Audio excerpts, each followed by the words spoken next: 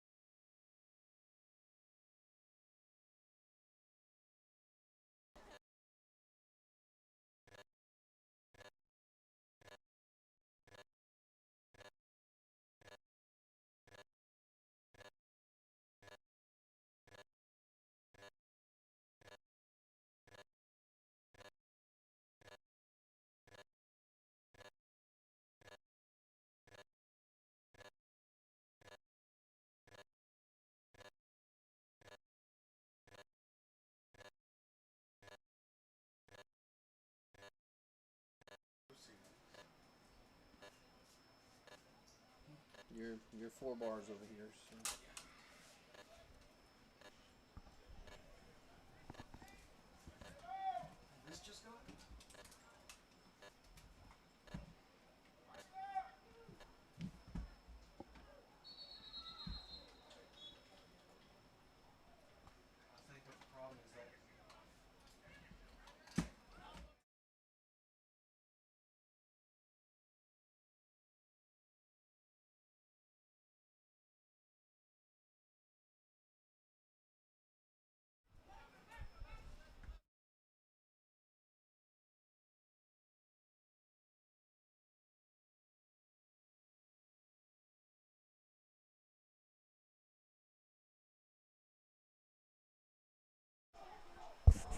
Check, check. Why am I not getting?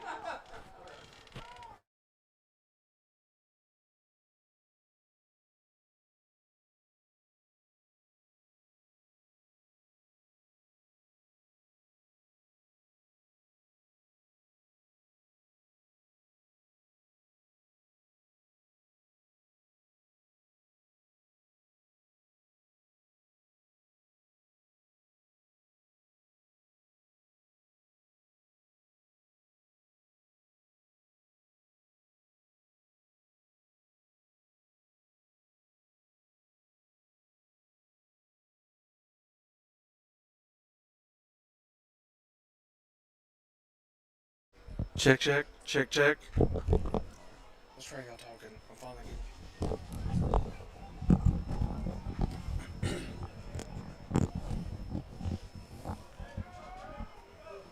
All right, so now, Nick, we'll see this Trojan offense try to match what St. Aug's been able to do on offense. They scored 3 times in their 12 plays, so now Carson Sellers and the Trojans will take over.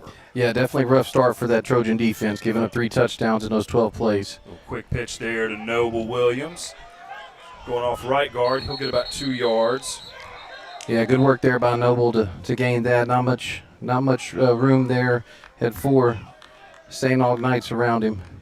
Saw KJ Ray there in motion pre-snap. Over also on that side, Alex Williams and Hayden Burford lining up on the left side for Thomas Bachman's offense.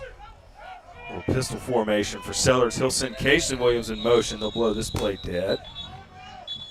False start, yeah. False start. And looks like calling that on the O-line. I was wondering if that was – you got Kaysen for moving early, but that'll be a penalty on the Trojans on offense, so they'll march it back. Of course, Sellers, QB1 again for Ash. Kaysen Williams, Alex Fontenot, Noble Williams, a couple of skilled position players for the Trojans on offense that'll be back. As you'll see Kaysen get a catch here. A little swing pass to the left side. He'll have a first down the left side. A little juke move out past midfield and be pushed out of bounds at about the 48-yard line. So that's a nice 20-plus yard pickup for Kaysen Williams, who started to pick up some college offers, and he'll look to have a big junior season, Nick. Yeah, 22 yards there on that. Well, actually 19 because they brought it back. But, yeah, great little play there out the backfield, swing pass for that play right there. Now they'll send Noble Williams in motion. Carson with an empty backfield will throw it underneath. That's dropped, intended for Reggie Monroe. He's going to be the newcomer for Ash, transferred in from Hammond High School. And he will be a big part of this offense, Nick, really adding some depth and adding a big production at the 5A level, which he's already done. Yeah, they're excited for him to be here. Has family from up here and they came back home, so look forward to what Reggie's going to provide this program. Yeah, so he gets an opportunity there. Now we'll get another handoff. Kaysen Williams will get about 4, maybe 5 yards on a delayed handoff off left tackle. You see Coach Bachman, a lot of substitutions here on offense, trying to figure out, again, similar to defense, a lot of key returners coming back, but a lot of seniors in key spots that we'll have to see who fits in this year's version. Out of the pistol again, Sellers, quick pass. That's complete to Monroe. And Donut is down the right sideline, inside the 20-yard line, finally brought down at the 15. So that is a 35-yard or so pickup for Reggie Monroe as he gets his second look on offense and a big gainer. We had some couple big plays here on offense for both teams. Yeah, that's exactly what Coach Bachman likes to do. This with the slot receiver. We saw Darius Washington do that 2 years ago. We were kind of missing that last year. See Terry and Fontenot on the left side. Now Noble will motion out to that side. Do we have another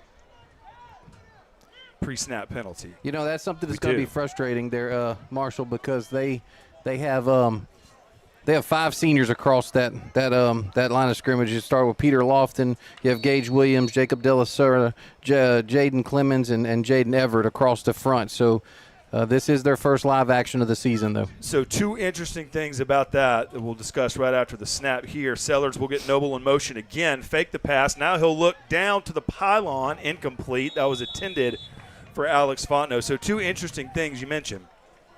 5 senior starters on that offensive line, but a new look offensive line in a lot of ways, some guys that weren't necessarily in those spots last year. So the maturity is there. We'll see how the experience and everything gels together. Another interesting thing is this pre-snap formation that we're seeing with Kaysen Williams and Noble Williams in the backfield, kind of split behind Sellers. This is a drop handoff that's going to be recovered by St. Augustine.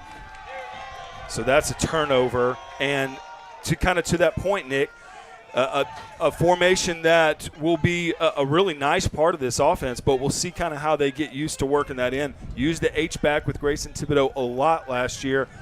You'll see that again in 2026 for sure, but kind of with both of these dynamic backs back there with Sellers, it'll be an interesting addition to this offense. And like we saw right there, we'll be eager to see them kind of get that nailed down to where they're used to seeing that. You're right. And it's also great to see Kelton KJ Ray, number 12, on the field. He pretty much missed all last season with a back injury, so that's going to be a good addition as well for this season. Yeah, he was lining up there with Alex a bunch. They'll go back to the right side. That pass is complete, and that is Alex Fontenot, I believe, on the catch. Of course, he's a 3-star prospect. He's picked up some collegiate offers, and he'll look to have a big senior season on the outside for the Trojans on offense. So line up in the slot right now as the Trojans will hurry it up. Sellers will roll to the left. Quick throw complete to KJ Ray. That's going to be 3 there, so he's going to be 1 yard short of the first down, so it makes it third and short here, Marshall. And Nick, what do you like about with having Noble and Kaysen? A few weeks last year they weren't able to be on the field at the same time, but what do you like them being in the backfield at the same time when they are? Well, they both they both run the ball real well, but they have a different running style, so that's one thing I like. Look at Noble switch his hand there. But what I was saying last year, Marshall, Noble runs like he's mad at the turf. He runs downhill. He doesn't do a lot of shiftiness, but he runs real quick and aggressive. Where Kaysen kind of lets stuff happen in front of him, kind of like the old Eric Dickerson type. Let stuff like JT Lindsay used to. Let stuff happen in front, and then boom, he excels through the hole. I really like what you just mentioned, switching hands to the left hand as he went down the sideline there. We'll see the Williams duo in the backfield again for this snap. Ray on the left side, Fontenot on the right. Sellers will look to the right. Can he get one down to Alex Fontenot? He's going to overthrow him. That'll be incomplete. Actually, I think that was Griffin. No, it's Fontenot. Was it Fontenot? Yeah, okay, it's Fontenot. Thank you. Yeah. I don't look to see K5 Kyron Griffin on the field on offense much. Now that Monroe's here and KJ Wright is back. But I will say this: Gaines McKenzie got a lot of number 80, got a lot of playing experience last year at tight end. Okay, but they're looking for him to up his production from last year as well. We'll see Hayden Burford into the game now in the slot on the right side for Ash. Number 10, Lavon Mays is in for Ash as well up top. Marshall. Kaysen's going to go in motion over to that side. Little screen pass underneath. It's Monroe again. Can Donut get loose? He's free down the left sideline, inside the 20, brought down at the 12-yard line. And another big gain for Donut. Yeah, it's going to be a 32-yard screen play there to Monroe. And that's twice now that he has, of course, that's his third target, but twice now that he has gotten big yards for this Trojan offense. Yeah, and unfortunately that was the 12th play of the drive. So your Trojans come up with no points, but pretty good production there. Sellers was 5 for 8 on that. Okay. With just over 100 yards or right around 100 yards on that series, Marshall. And we had 4 rushes for right at 23 yards on that drive as well. Saw a good mix of both number 3 and number 4 for Ash. And did get to see several different formations. Look for number 18 while we have a well. Of course, I'm sorry. This is second team defense, so that's going to be a little different. But for the starting defense, Marshall, 18, Julius Sykes-Veal played a lot. He was number 52 last year. Played a lot whenever Townsend and to spare Townsend or Xavier last year. So he has experience, but he's gonna be a big role to replace Xavier. Yeah, and he's already got a stop here in this game on the previous series. This will be, I believe, a new QB into the game for St. Augustine. Of course, their senior, Vashon Coulon, last year had a really nice game in the final. So you're seeing the runner-up in D1 Select from the past 2 years. Yeah, I was going to mention that as well. With but yeah, the Trojans in the purple. Yeah, Knights. this is Jay May. Noble, Jarrell Noble is the one who started. He played the first series, the first 12 plays, and this is Jay May, number 16. Yeah, Derek Bennett, number 2, who had a big first series here in the spring game. He was a key player for St. Aug in the loss against Edna Carr a couple months ago. That is going to be complete. Yeah, that's May to number 82, who is Jason Newman. And I'll tell you what, this this St. Aug team they have not skipped. Really, the only team that slowed them down last year, Marshall, was Edna Carr in the regular season, and then in the dome, and they actually put up some good points against Carr in the dome. Edna Carr, it was their year last year, of course, the year before that as well. But St. Aug, yeah, you're right, gave them 2 good games. This will be a handoff up the middle, and that'll be a tackle made by Carter Davis for the Trojans. Yeah, it looks like in Kyron Gaines. Kyron Gaines is there as well, 6'2", junior. Plays outside linebacker, number 30. Gain of 4 there. This will be another handoff, and this one will be shut down in the backfield. Devin Lee is there to finish the job, but I believe 46 Carter Davis was in there to break that down as well. I think it was Crutchfield, 97. Okay, thank you. Yeah, Peyton Crutchfield was 97 on that one. Of course, the camera will let us know if I was wrong. But he had some experience last year in the JV games as a freshman. Crutchfield did. Saw a 3 down lineman look in the first series. Now we've got 4 down linemen for the Trojans on defense. Shotgun again for St. Aug. This will be a pass play. Over the middle and caught.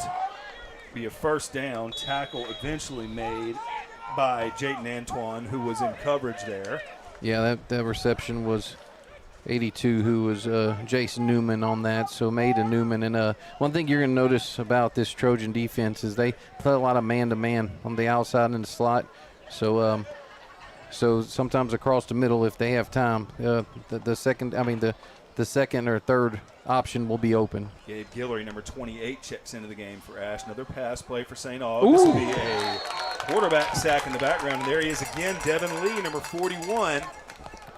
Active on defense during this 12-play series. Yeah, big work there by that young man. Lee's a junior that's been in the program a lot. Plays a lot. He plays that apex position last year, he was kind of flanked out into kind of slot or kind of like outside linebacker. He looks like he's playing more inside this year, Marshall. Inside today, at least. Yep. Another rollout for the Purple Knights. Slings it. Complete. That'll be a first down play. And number 49, Marlon Burns, the junior defensive back, makes the stop for Ash. Yeah, and that was to C.L. Williams, number 83 from May. And, of course, Marlon Burns, starting second baseman for the Trojan baseball team. So now we'll see Ash showing maybe a little bit of pressure on the outside. See if they bring an extra. They don't. This will be inside handoff. Yeah, brought down there by 45, who is Antoine again. So he's been very active as well. Yeah, of course. Xavier White, the leading tackler, about 120 tackles in the regular season last year for Ash. Both his production and his leadership were key for this past version of this Trojan team, so we'll see who steps up in those roles on defense. This will be another touchdown pass. That's May. Yeah, May to Newman again. Yeah, 82 Jace Newman will haul that one in. So St. Aug, I believe, with 4 touchdowns. All 4 of them on inside slants. A little post, either slants or post pattern. So look for Coach Mercer to be trying to clean that up and they as were we go. Effective with that over the middle in the championship game a few months ago. As the Purple Knights will step on for the extra point try. That one will be up and good. Number 13, Armin Allen for St. Aug.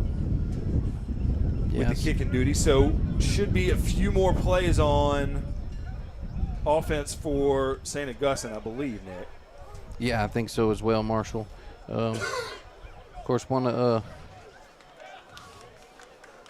shout out to Coach Valdez for sharing his roster with you. Always makes our job a lot easier when we have a roster to look at. Yeah, he's been a really successful, obviously, since he's been there, coming from Grambling State to take over a really proud story, very successful St. Aug program. So getting them to the finals last year, some might say ahead of schedule, but you think that they'll be a absolute powerhouse down there as long as he is guiding things, and he's been great for them since he's been there. This will be a short game. Yeah, Kadarian Vaughn in now for for your Trojans. This is the second team. Yeah, so we'll get a look at the twos for both sides now. And while both offenses probably won each matchup as far as the ones go, St. Aug able to get in the end zone plenty of times. This will be another handoff up the middle. That'll be about a 3-yard gain. And you said Vaughn is in there at quarterback? Yeah, 14 Vaughn, and that's Dalen Boss, who's had the last 2 runs. And that's to be expected, Marshall, with the big special expected with the offenses being ahead of the defense. On when you haven't played against each other, when you're scrimmaging against yourselves, then the defense tends to usually, because they know the tendencies and stuff. But when you haven't played against a team, it's kind of the offense. I think that's my opinion. Offense usually has a little bit of an advantage whenever they haven't seen you on the field. So you mentioned too, Nick. There are some spring games being played this weekend where teams are in week 2 of what they've been doing. You said this is Ash's first week on the practice. Yeah, they started Monday. And so will they continue next week? Yeah, they'll have a couple days next week, Gotcha. As well. But they're given 10 days this year. Actually, I saw an interview with Coach Valdez. He was talking about that as well. Another little pistol formation. This will be a handoff. That is Keelan Atkins. Yep. And you definitely find that the players, they're eager to get out there for spring football and make the most of it. They are ready to put the pads on and kind of do what they do.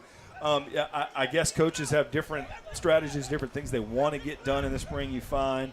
And, of course, sometimes you're dealing with situations. You may have a key player that you're trying to keep healthy and try to avoid situations. So everybody's spring agendas are different.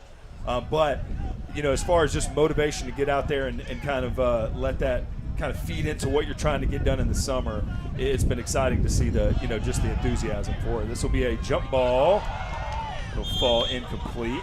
Yeah, the wind probably hung that one up a little bit. There's a nice wind blowing out here. It's good for us, good for the players, but as far as keeping them a little cooler, but not good for a pass like that. But, one of the things, Marshall, as well, in a situation like this where you're playing, 12 plays here, 12 plays there, that play that happened, the first play that St. Aug scored on, okay, your defense, comes off for your offense the next. So you're making adjustments. But in this, you turn right back around and you're still playing defense. So that's one thing this Ash, he might take. Nope, that's good work there by him.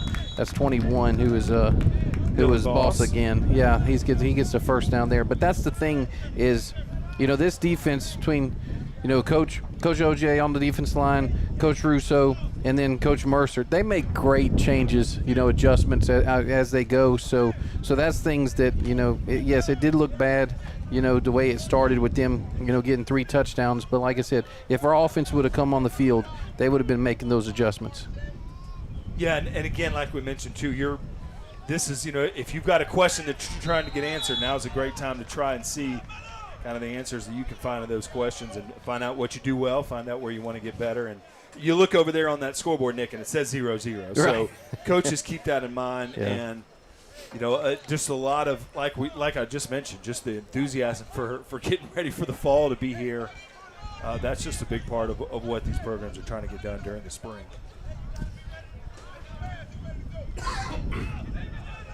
Another pitch to the right side. Be a gain of 1 for Atkins. Yeah, so I was listening to that interview with Coach Valdez earlier this week, and one of the things he talked about, when they asked him about coming to Alexandria, he said, we've got some money. He said we've got some money saved. We don't travel often, and it's very rare to get a Catholic League school to come up here. It's very rare to get them to really travel outside. Now, we did see last year where Carr traveled a fair amount, but Carr was traveling out of state.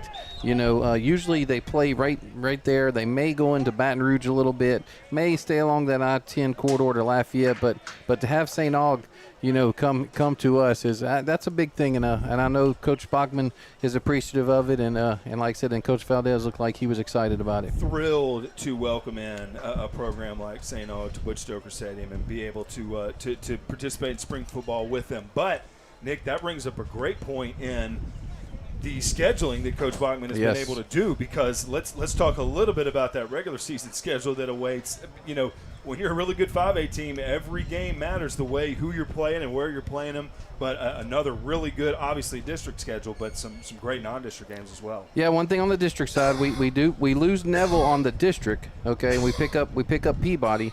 But with that said, we're actually going to have Neville. We're gonna go to Neville again because Coach Bogman wanted to try to get that. We have with the 6 district games, or the 6 district teams, you now have the 5 non-district games. So excited. We have Bryant, Arkansas coming in. They're just outside of Little Rock. They're going to be coming in to play us this year, and then we'll be going to them the following year. Still have Union Parish, on there, on the schedule. So that's going to be, that's going to be interesting as well. And then, like we said, we've got that relationship so far, to where we, like I said, with the Neville, we're going to be at Ruston again this year. We're going to be at Ruston. No, I'm sorry. We're going to be at, yes, we go to Ruston again this year. We have West Monroe here. So we'll be at Ouachita Parish, which crazy, defending state champs, yeah. and their coach just resigned to move on to be an administrator next year. But yeah, so they'll still be in our district.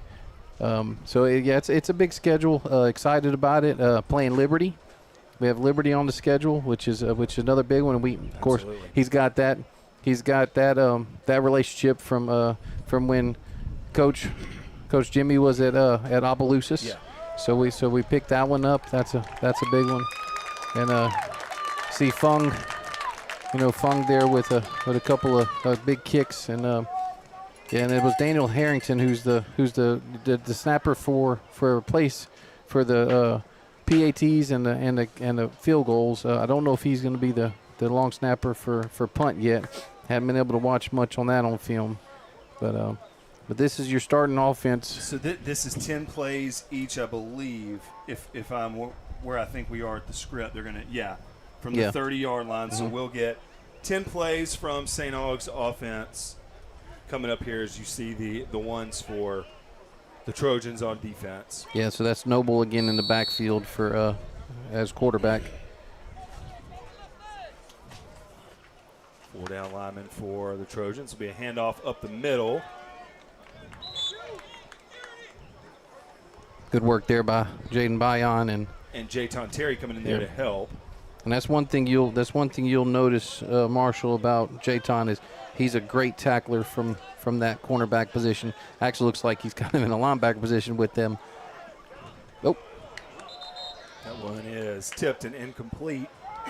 Yeah, that was for Whitley, for Miguel Whitley from Noble. The way that Terry made the tackle there reminds me a lot of what Trey Williams was able to do a lot of last season, especially in that Ouachita game when he had 20 tackles here at home for Halloween.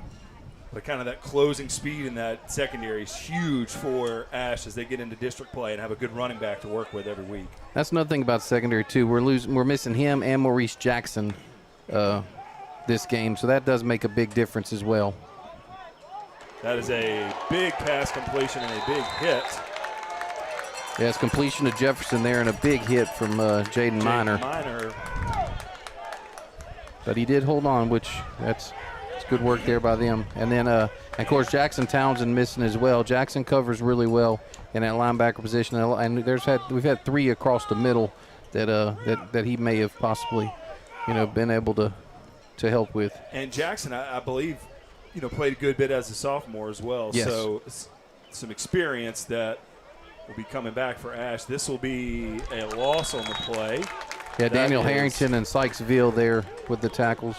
Yeah, so again, Sykesville making an impact. We will see Peyton Crutchfield check in to the game now for Ash.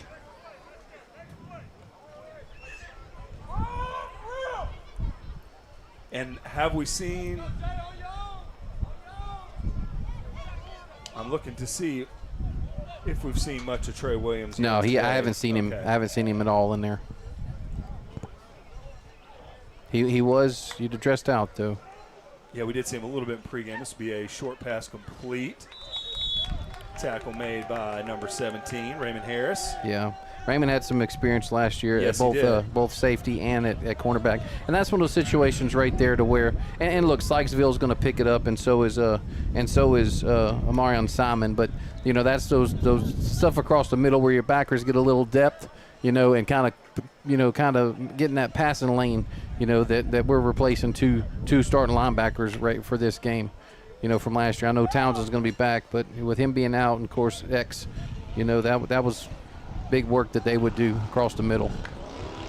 High snap. They pulled down to the handoff, and another nice tackle made in the backfield. And was that Crutchfield? That's Crutchfield, yep, Yeah, the aforementioned Crutchfield on that one. And so let me go back to something you mentioned a minute ago. We did see Jakiron Griffin kind of all over the place last year, offense, defense, special teams.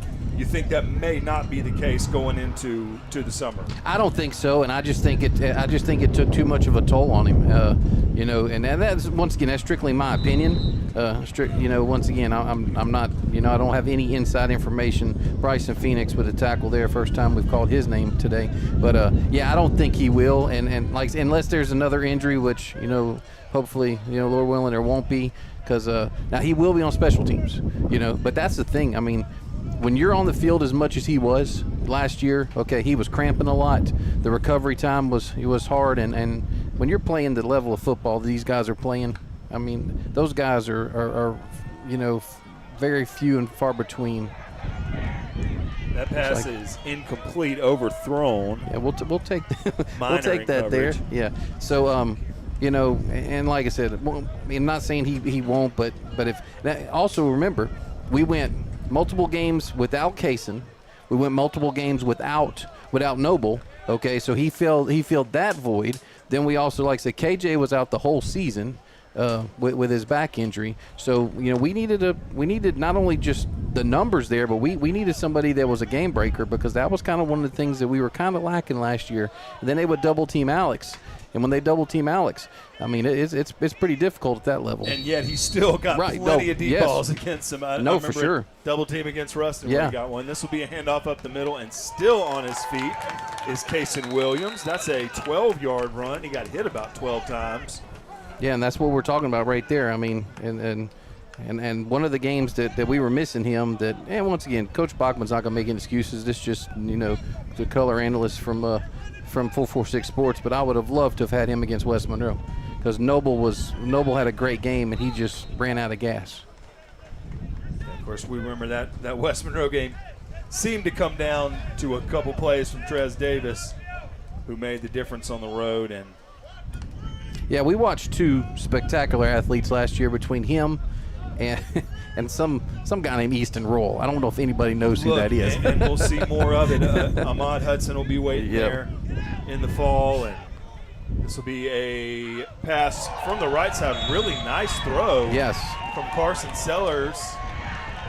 That's complete to Hayden Burford. Yeah, Hayden Burford. That's an 18-yard reception there. Nice good catch. Yeah, by good, number 13. Yep, good work there by Hayden to hold on to that. Also, Carson. One thing I've noticed about Carson on film, he looks a little quicker. Looks a little quicker than he was last year. I also think Carson was kind of nicked up last year. I don't think they ever really mentioned that much, but I think he was fighting an ankle issue or a foot issue last year. So empty backfield for him now. He did a great job of using the talent around him, using the play calling around him, and just kind of cooking with the groceries that he had. He had a really good year of just being super efficient. And Coach Bachman mentioned multiple times about trusting the decisions that he made. I mean, that can be the most important thing. There was another pass completion. This is Alex Fontenot, about a 15-yard gain to the 40-yard line. But, when you heard Coach Bachman talk about Carson last year, it wasn't the stats. It wasn't the arm talent. It wasn't the highlight plays. He consistently mentioned the decisions that they put in Carson's hands and trusted him to make in big situations. And that says a lot about what Coach Bachman thinks about him, and says a lot about the season that he can have with the talent that he has. Hand off here to Noble. He'll get around the left side. Couple moves to the outside. He's going to get the first down there. Looks like a big 11-yard gain there from Noble Williams, and that's that, like I said, that hard running that he has. But yeah, we were talking about, I mean, Alex had 62 receptions for 1,047 yards, 17 touchdowns. The next closest to him was Casey Williams with 16 for 356. So I mean, and that's that's one of your starting running backs who missed 3 games. A few games, yeah. This will be a handoff to Noble Williams, straight up the middle. He's going to get into the end zone. That'll be a touchdown for the Trojans. That's Casey Williams. Yes, Casey, yep. So Alexandria into the end zone for a Trojan touchdown. Yeah, good work there off this left side. Finding that, and that's what we talked about, that patience that he has. He kind of, waited, and then excelled through the hole there. So good work by that young man. But and then, you have as far as the number of receptions, Kyron Griffin was number 2 in receptions. Actually, I'm sorry, he was number 2 in receptions and yards. Excuse me, he had 383 where Kaysen had 356. Isn't that something? Excuse me, yeah. So it'd be great to see the depth, like we said, that Monroe provides, and just all these other receivers. Eli Fung's attempt is up and good. Very, very consistent. Powerful leg for Ash on special teams last year. Casey Williams had a couple punt returns. I know he had one against Union. And so a lot of production returning. And with, like you mentioned, 5 senior offensive linemen. One thing we haven't mentioned since we've gone on the air, Carter Rivette, who will be on the defensive line. He was, I believe, on the left side of the offensive line last year. Yeah, he was left tackle. And will be on the D-line this year. Had a fantastic indoor and outdoor track season, one of the best seasons by a sophomore thrower, really, in probably the history of high school athletics in the U.S. Just an amazing, amazing couple months for him as a shot put discus thrower. So he'll move to the D-line, and we're certain that he'll have success there. Yeah, he comes from a family of throwers. Great athletes. Sellers with an empty backfield. Plenty of time. Complete. Oh, no. That is intended for Reggie Monroe. Right at the sticks. Unable to come up with the grab. Yes, Reggie's second drop here. Just, like I said, new quarterback throwing to him. But yeah, not a lot of 4 p.m. kickoffs, too. Right. So yeah, dealing with the ball in the sun there. Great crowd here at Butch Stoker Stadium. Yeah, Carson found his rhythm there in that one. He had 3 receptions. That was the first incompletion he had in that set of 10. And a lot of time to throw now. Yeah, and it's like I said, that senior offensive line, they'll figure it out. They'll get it started. They'll get it going, and like I said, get the jitters out initially. One of the things that I really like is the fact that that this is going to be a senior heavy.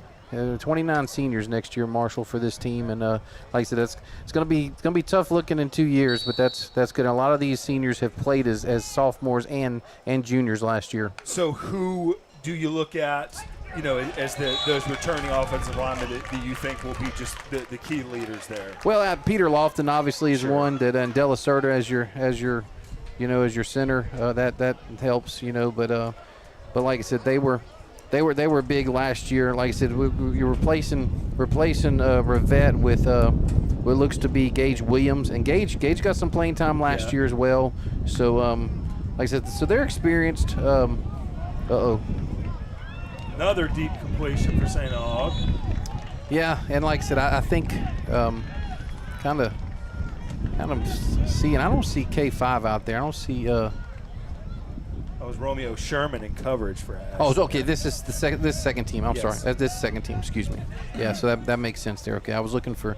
It looks like our safeties are, even the varsity safeties have been kind of, eyes in the backfield, letting stuff get over the top on them, and that's something that Coach Mercer is going to watch the film and really need to make some adjustments on. So now we'll see 6 plays apiece here for the St. Aug offense, second unit against Ash's defensive second unit. Let me tell you what, Marshall, this number 83, this C.L. Williams, I mean, that kid has made 2 phenomenal catches so far for the Knights. And it's still May in there at quarterback, I believe, number 16. Yes, it is. Handoff up the middle. Big O lineman there for St. Aug. Running behind him, number 74, Zane Landry.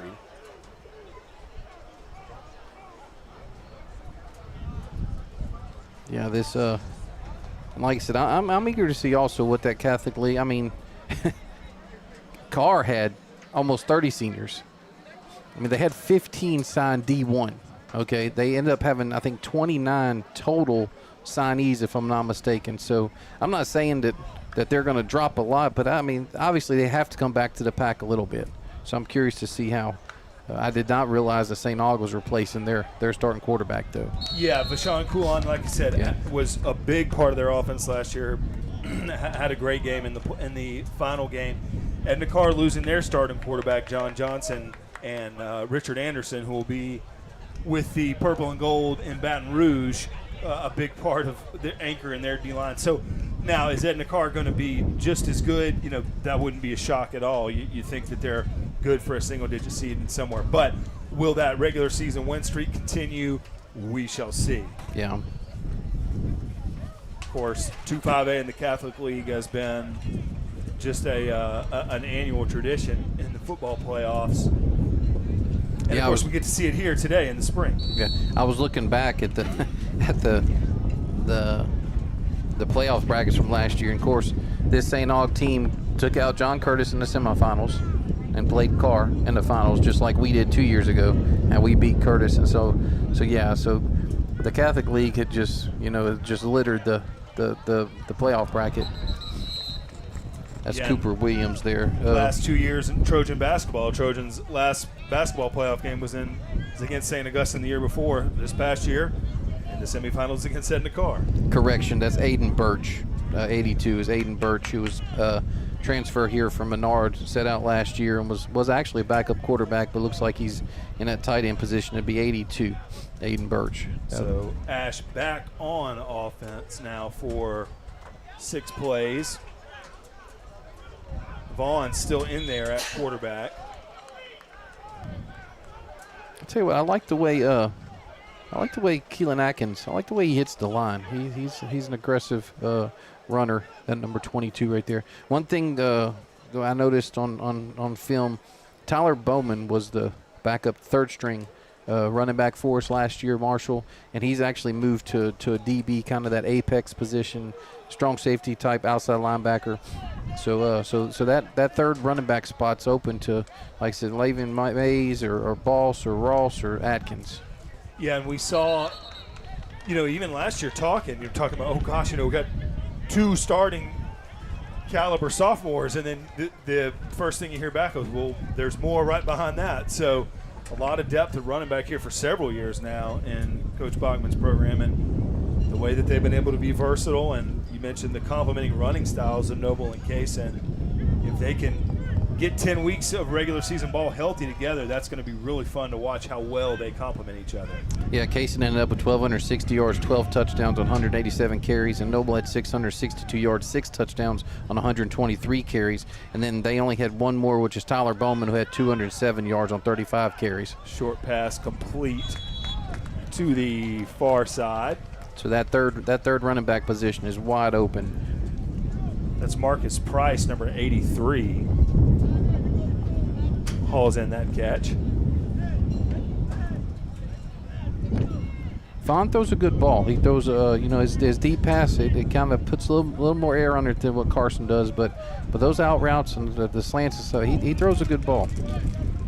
Seen it on film. Big kid as well.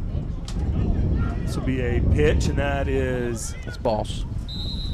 Dylan Boss, sophomore, up the left side.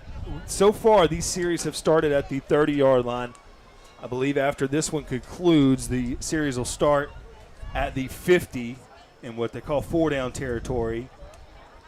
Then we'll run 4 different series there. Then we'll go to the 10-yard line and do some first and goal. So offenses for both sides have moved the chains, and for St. Aug gotten in the end zone plenty. Casey Williams scoring for Ash. But good weather today after kind of a couple rainy weekends in a row. You had a feeling that the speed was going to be looking to get out and run for both sides today. Yeah, and I know one thing for my day job, these rainy weekends have not been good for plant sales. So glad to see we have a sunny weekend, and hopefully it'll pick up for us. Brooks Bain, the tight end, gets a short completion from the pass from Vaughn. That will do it for the second string series. And let's see if we take a break here or if they're going to hop right back on at the 50-yard line. It'll be so good. We do have at the very end two 12-minute quarters. So that's going to be one's on one. So that's good to know. That's good to see that we are gonna have some that type of football. So yeah, now they'll spot the ball at the 50, and in just a moment we will see St. Aug's first string offense versus Ash's first string defense. Also want to mention one of our, it's been a long-time sponsor of Trojan football, the Saddlers with Saddlers Towing. They do our scrolling scoreboard across the bottom of all of our football broadcasts. But Matthew Sadler, he had a liver transplant and he's recovering. He's doing well. Saw on Facebook where he was at a family member's graduation. So Janelle, Matthew, we've been praying for you guys, and glad to see him out and about. And he was wearing a mask, but that's very understandable. And so glad that he's made it through that and continues to get well. So also Wallace Eye Associates, who is our scoreboard sponsor, appreciate them being involved with this for so many years. I think we're going back to walk-ons for a coaches show, which that's exciting to do. That's always fun on Thursday evenings. We've packed the house with that and have done really good with that and have enjoyed that. So just a lot of people. They had their crawfish bowl fundraiser on Thursday. The football program sold tons and tons of crawfish. So saw them. When I picked up 10 pounds for Marlene and myself and went home and ate them, and that was a really good. This is a crawfish for a good cause. Yeah, this is a 58-yarder here, Marshall from Eli. Let's see if he nails this one. Snap, of course, no pressure here. Snap, drills it. Man, dadgum. I don't know if it was in or if it would have been. It might have missed it just left, but if it was through, he had it by 6 or 8 yards over the crossbar if it did go through. But I'm sitting there saying no pressure, and he's got a crowd in front of him. Look, he's used to it. Yeah. See Principal Miss Jody just walking up on the track, so appreciate her allowing us to do this. This is something that we get to. It's a privilege for us to be able to broadcast these games, Marshall. Go 4 wide for St. Aug on offense now, 2 on each side. And that one's caught right at the sticks. Yeah, it's Derek Bennett, yeah. That's a guy that we're going to have to keep an eye on him as we go through. If of course, I'm sure you're probably going to meet with you've had great coverage. Uh-oh. Up the middle again goes St. Augustine, and that is going to be number 4 for the Knights on the carry. Yes. Freddie Burgess. Yeah, Sykesville with the tackle there. And like I said, your coverage last year of football and, of course, basketball and baseball has been phenomenal, Marshall. Appreciate you doing that. But getting Mike McMillan's, information from that part of the country has been really good for us. Yeah, and of course that's how we got to know about Reggie Monroe last year, as Hammond just had one of their best regular seasons in a long time with Coach Knuckles there. And that Taurus program, that's a tough district down there in 5A. They had a really good year. Like I mentioned, one of their best regular seasons in quite a while. Donut was a big part of that, and so we heard his name early on last year, thanks to Mike McMillan, and then finding out, kind of that he was going to be here in the spring, that his family was moving here and he'd be here. We were on that early and just saying, wow, that's going to be huge for Coach Bachman because of how productive and how talented he is. And we've seen a little bit today how much they're going to lean on him. Yeah, for sure. Meanwhile, Ash's defense trying to impose their will here at home, and is that Bion with a tackle? That was actually Quentin Price and Daniel Harrington. $99 is price here. Tyler Bowman's going to check into the game for Harrington. Marshall, I have not seen Carter Rivette. Have you seen Rivette 87? I have not. I see he's over here. So they'll send Burgess in motion. This will be a keeper. good work there by our defense to keep him a little short. Going to make it 4th and short here. That was Simon and Sykesville and also no, that's who. Yeah, 18. I keep forgetting that he's Sykesville. Yeah, so that's Simon Julius. He took a shot to his ankle there, so looks like he's okay.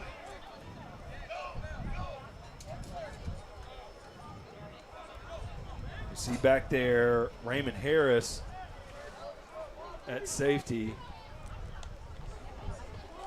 as this is another keeper. And will he get into the end zone? I think they're going to say he walked out of bounds. Yeah, they have him down at the 3-yard line, pushed out there by Raymond, but They held Noble. 4th and short, and he gets to the outside there. We didn't hold the edge. So handoff to the running back going up the middle. They're bringing the QB runs to the outside. And, of course, you mentioned those shallow slants that worked for St Aug early on. They'll put 2 receivers wide right. Got an eligible receiver in tight on the left. Noble in the gun with Burgess next to him. Goal line action here. Keeper. Can Noble get to the end zone? No. Bion almost had him in the backfield. Noble able to escape, but overcomes Minor to help make the stop with Sykesville. Yeah, great work there by Minor to hold this contain out here and keep him out the end zone on that one-on-one tackle until Sykesville came to help him out.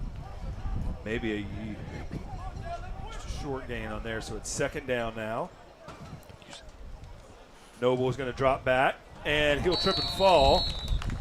So that'll blow that play dead. Yeah, Gary Boatman was the closest. He'd come off that left edge. Our left, their right. So good work there by that Trojan defense. Keep them out of the end zone there. Gary Boatman, another 2027 senior that has been experienced, and kind of like we mentioned at the beginning, it's just that seems to be the program that Coach Bachman has built. Is every year you're talking about, we got losing a lot, and then we got a lot coming back, and that's just a testament to the pipeline that he's developed.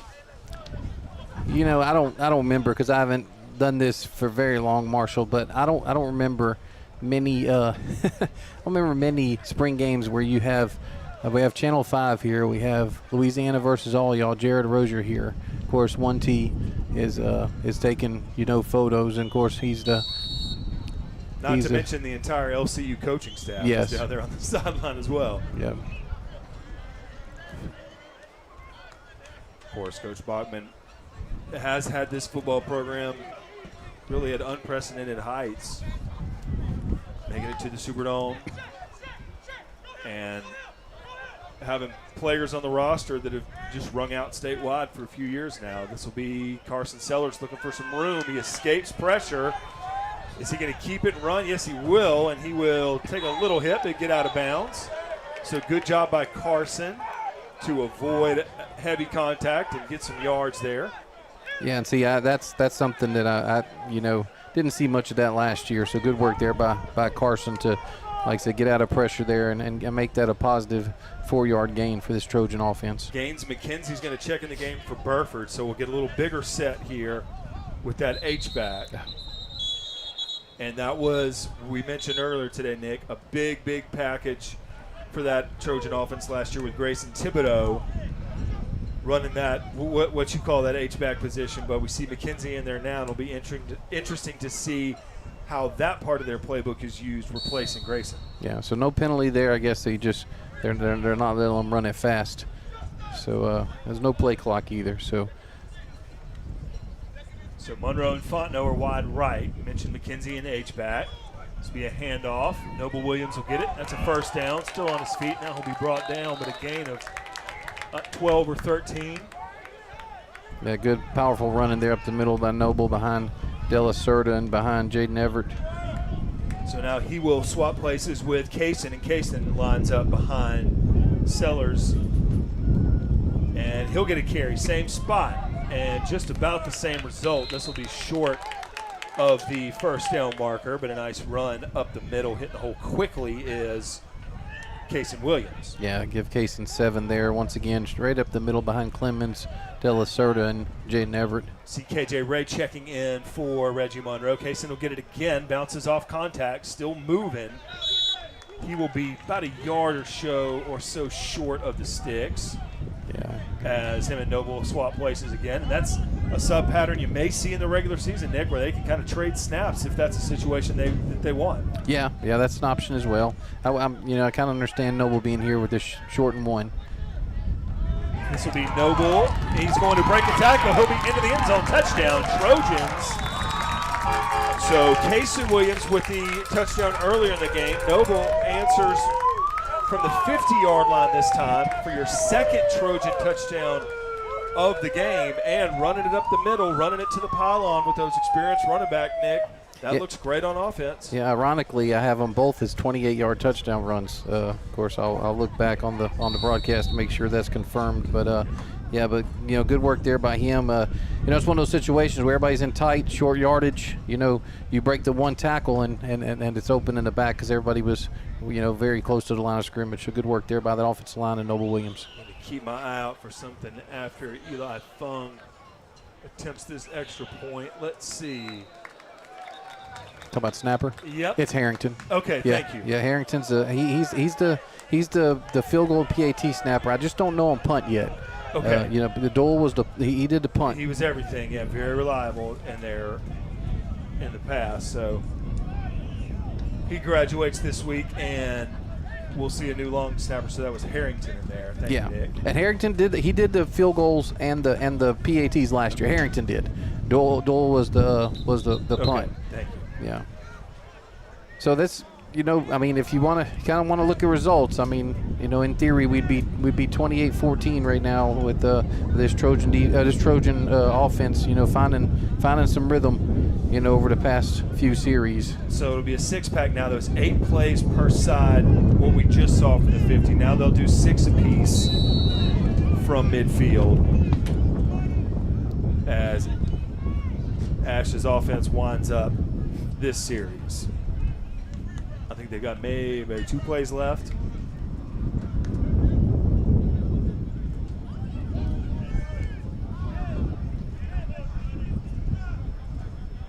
Two receivers on the right side. And Terry over here on the left. Sellers going to look that way.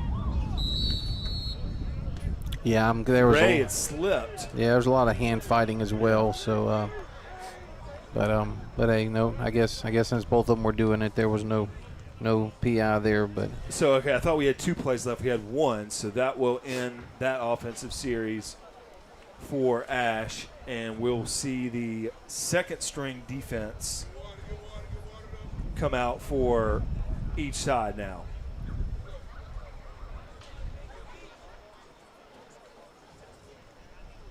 And that'll be, see, Jeremiah McKinney is out there. Number 39, Romeo Sherman, into the game. 97, Peyton Crutchfield, we mentioned, is in there. Number 28, Gabe Guillory. Marlon Burns, number 49, is in there. Burns is he was second baseman, right? No, for Melvin. the baseman. Melvin. Okay, I'm sorry. Okay, I'm sorry.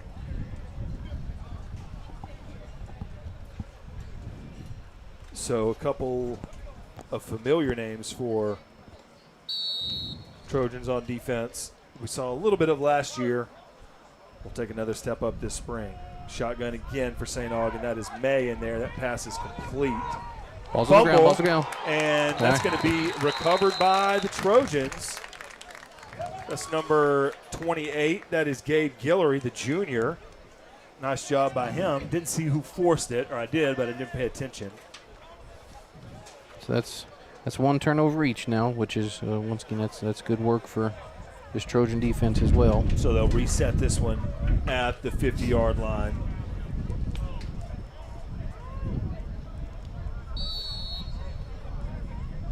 Tight coverage on the near side. Fakes the handoff, May. Now he goes over the middle again, and that's incomplete. And see, that situation where 30 is Gaines, and Gaines is your free safety, and he's up. I mean, he's taking that fake on the fake handoff, and he's coming up, and that's kind of leaving the middle of the field, the middle third open. So see if Coach Mercer, he's a young guy, so Coach Mercer will talk to him about that. Romeo Sherman in coverage there. C.O. Williams, the intended receiver. This time they will hand it off and hit right on time. Peyton Crutchfield again. So he's definitely working up a sweat today in the spring game. Another nice play right up the middle. Sophomore. Doesn't look like it. He's a big one. 6'2", 270-pound sophomore. So, he'll help fill that role from last year. Yeah. Peyton Hobbs is a nose guard that they're having to replace, and that was a big spot for him last year. And then Ethan Richard was also a senior defensive tackle that they're having to replace. This will be another pass play for May down the right sideline. This time got some space over there. That's dropped. 23.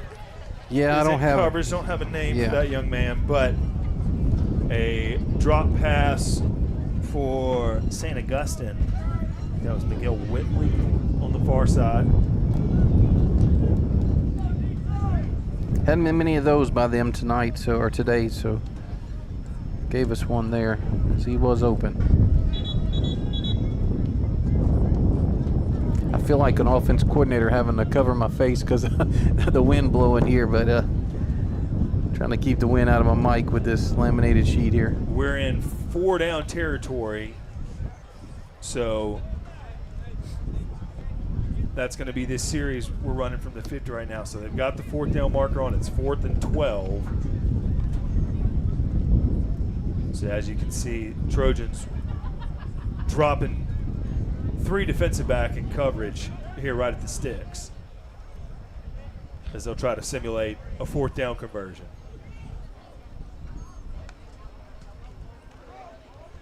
That ball's tipped. That'll fall to the turf, and let's see. Was that Devin Lee? Yeah, it looks like Devin Lee again. Nice job by Devin Lee. Yeah, Devin's been very active. Little pass break up there by Devin. So he's had 1 sack, he's had a pass break up, and multiple tackles on the day so far. So a few more snaps here, maybe 1 or 2 for the twos, and then we will do 6 more with Ash's second string offense. Marshall, want to welcome back to the Ash broadcast 2T, Brett Stallsby as the producer, and Jason Crooks on the camera. Jason replacing Magnano from last year, Matthew Magnano. Jason was up there doing electrical work with the Fighting Irish of Notre Dame, and glad to have him back home. I'm sure in the fall he's going to enjoy Ash football, but going to miss some Notre Dame football. Appreciate those guys coming back. Jaden Antoine with the tackle up the middle. Crutchfield again in there to assist with the stop after about a 2-yard gain.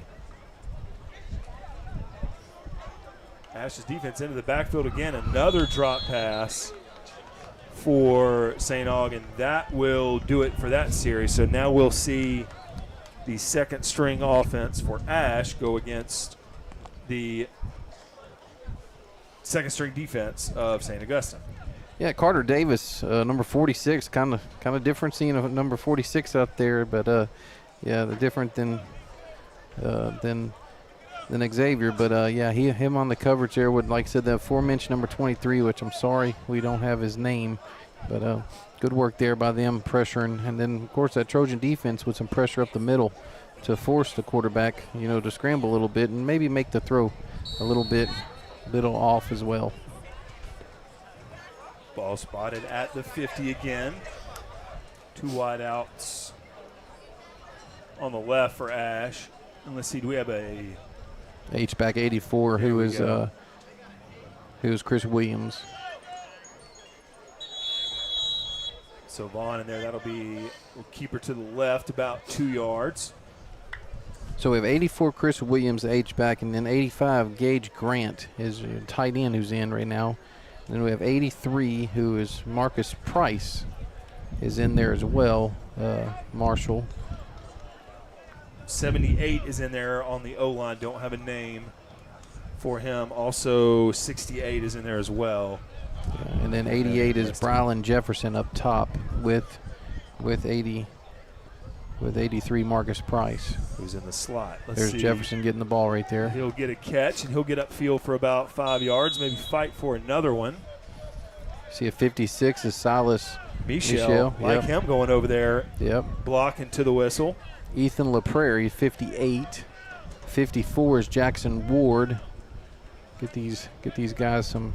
86, which you mentioned earlier, is Brooks Bain. He's right there around the huddle. And he had the reception earlier. 78, like you mentioned, we don't have his name. Bain is his older brother was part of the program, so they've been involved with the program for a number of years now. So it's good to see Brooks out there.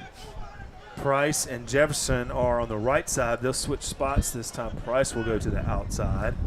Vaughn will look that way. Now he'll look back up the middle. He's going to run it. Needs to protect the ball. He does. Be close to the first down marker. Nice little scramble run for Vaughn. Yeah. Way to, like I said, he had two options there, and it did look like Price came open, but just a little bit late, and so Cadron he took the yardage there and got a first down. So this will be the fourth play of this series, I believe.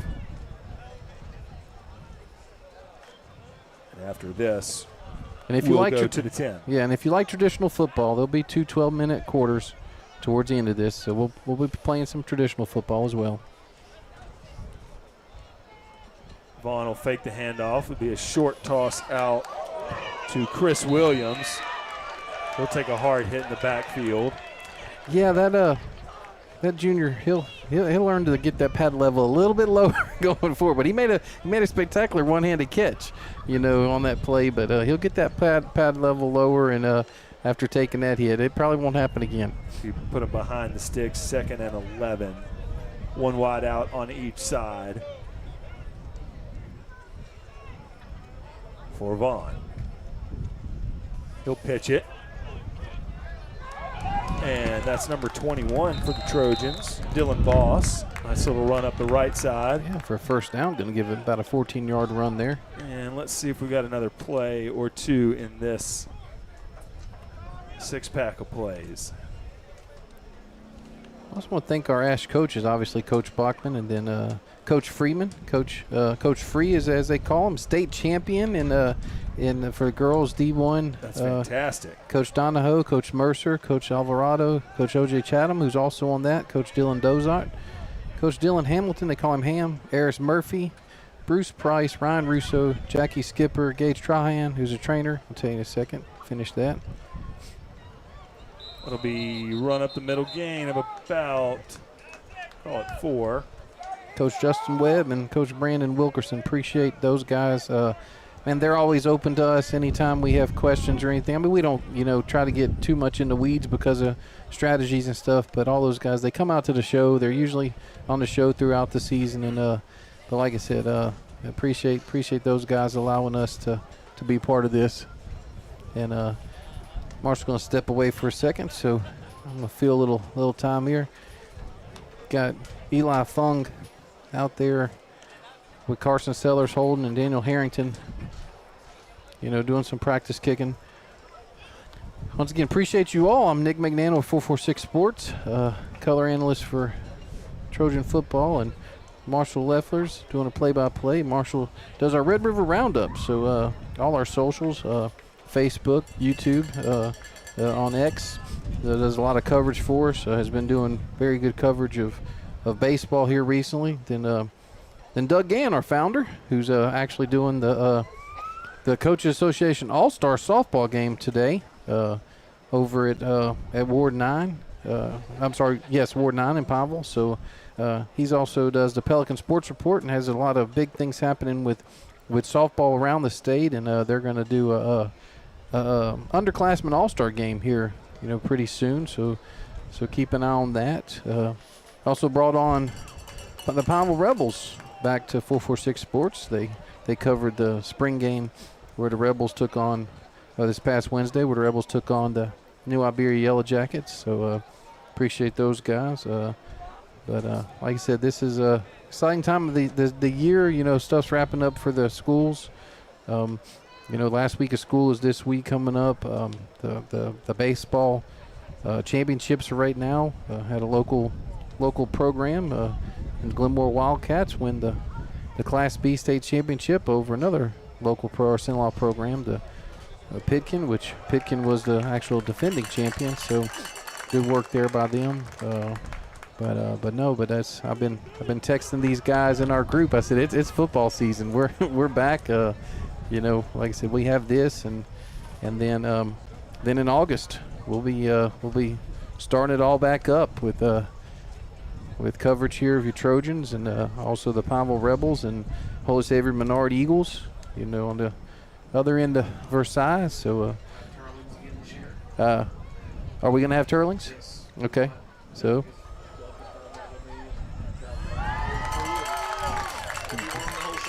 So brother-in-law Brett 2T Salisbury is saying that we have Turlings Catholic again. I'm not going down there. So that's good to know that bring Coach Mikey and them back to the 446 family for year 2. Would go down there and help Doug with the coaches show, and just a phenomenal fan base down there. And of course, one thing they're going to be excited about this year is they will not have to worry about 5A football playoffs. They are going to be 5A is going to be separate from 4A. So if you're a 4A school, you're going to go to D2 select or D2 non-select instead of the 5A. Marshall's back up here with us. So some goal line situations for both teams. St. Aug's first team offense will take over, and that will be a touchdown for St. Aug right away as Noble gets the QB keeper in there. Yeah, that'll affect Tioga as well. Yep. They'll move to D2 select. Of course, Neville moving to 4A. They'll be in D2 non-select. Right. Brings Peabody up with us in 5A.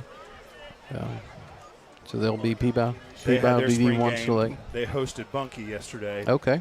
For their spring game.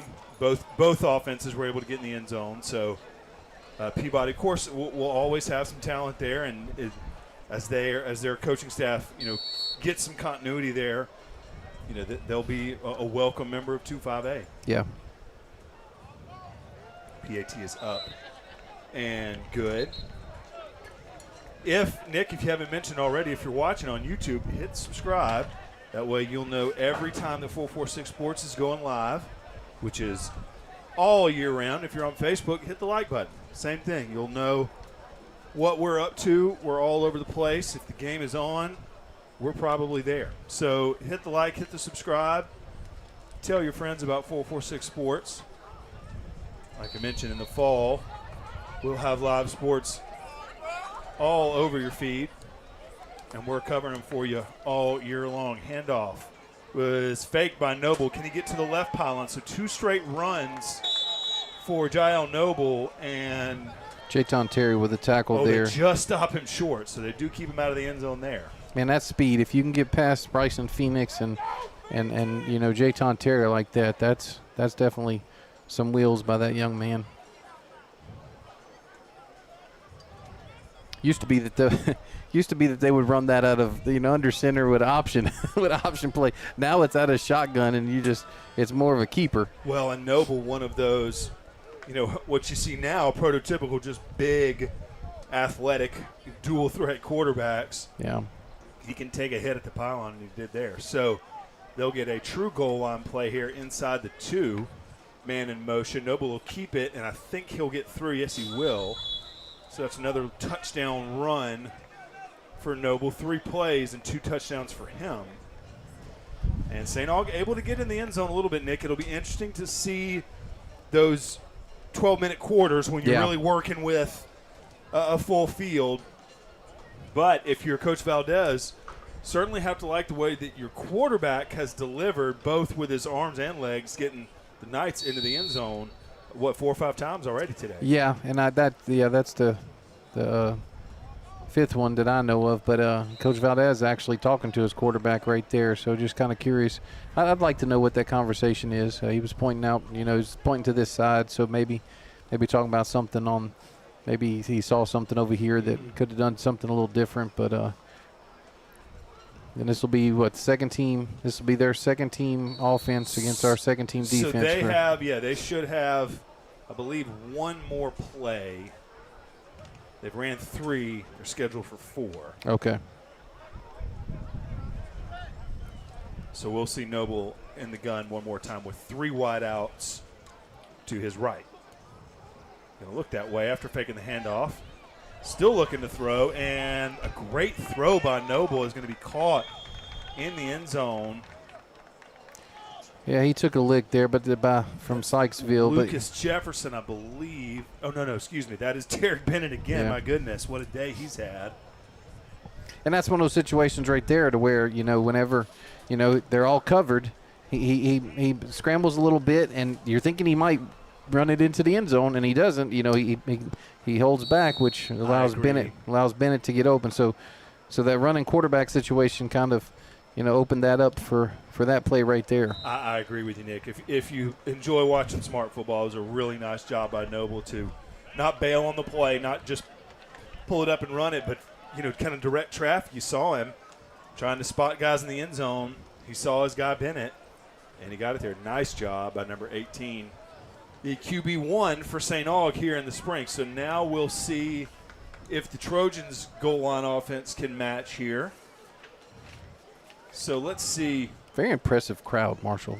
You mentioned that earlier, but I'm very impressed with the crowd that we have here today. So I see right now number 71, Roman Fuentes at left tackle, 66, Gage Williams at left guard. Of course, you said Delicard at center. Yep. And then Jaden Everett and Peter Lofton. Lofton at right tackle. There's this Gaines one's going to be McKenzie. caught by Gaines McKenzie. Juggling catch. That's going to be a Trojan touchdown. Carson Sellers to Gaines McKenzie. And just like St. Aug, they score on their first play from the 10-yard line. Yeah, and basically what just happened is Gage Williams, who's been playing left tackle, he just kicked down to left guard in place of Jaden Clemens whenever Fuentes went to left tackle. So that's one change that we had on that series. See Jaden Bayon checks in on special teams. Noble and Kaysen both out there.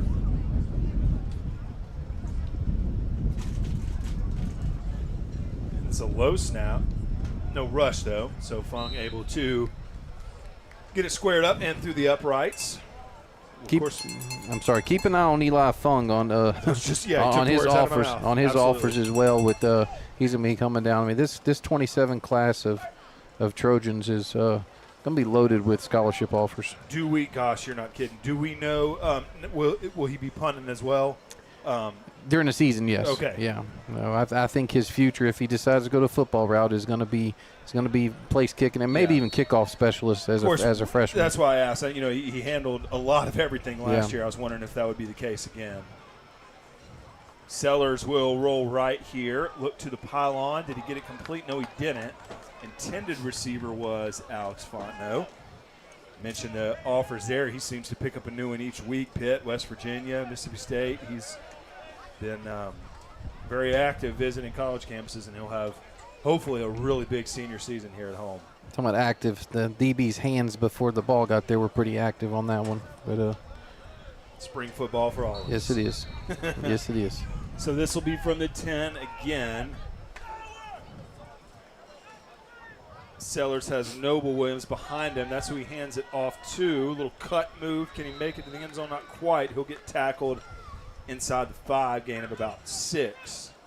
Yes, Ash, very, very effective with their run game inside the 10-yard line last year. Would expect to see the same kind of efficiency. That's one of the things that people, and Coach Bachman and I talk about it all the time. whenever we get a chance during the season. But people just think that this Trojan offense is just a, fun and gun, four wide, everything. I mean, they have been so balanced over the past 3 seasons that I've covered them. Right. Here is Sellers with some time to throw. He's going to roll left. He's got room over there. He's going to plant his feet, try to put it in the back of the end zone. It's caught. Touchdown. And that is KJ Ray. Did they say it was out of bounds? Excuse me. KJ Ray makes the snag in the back.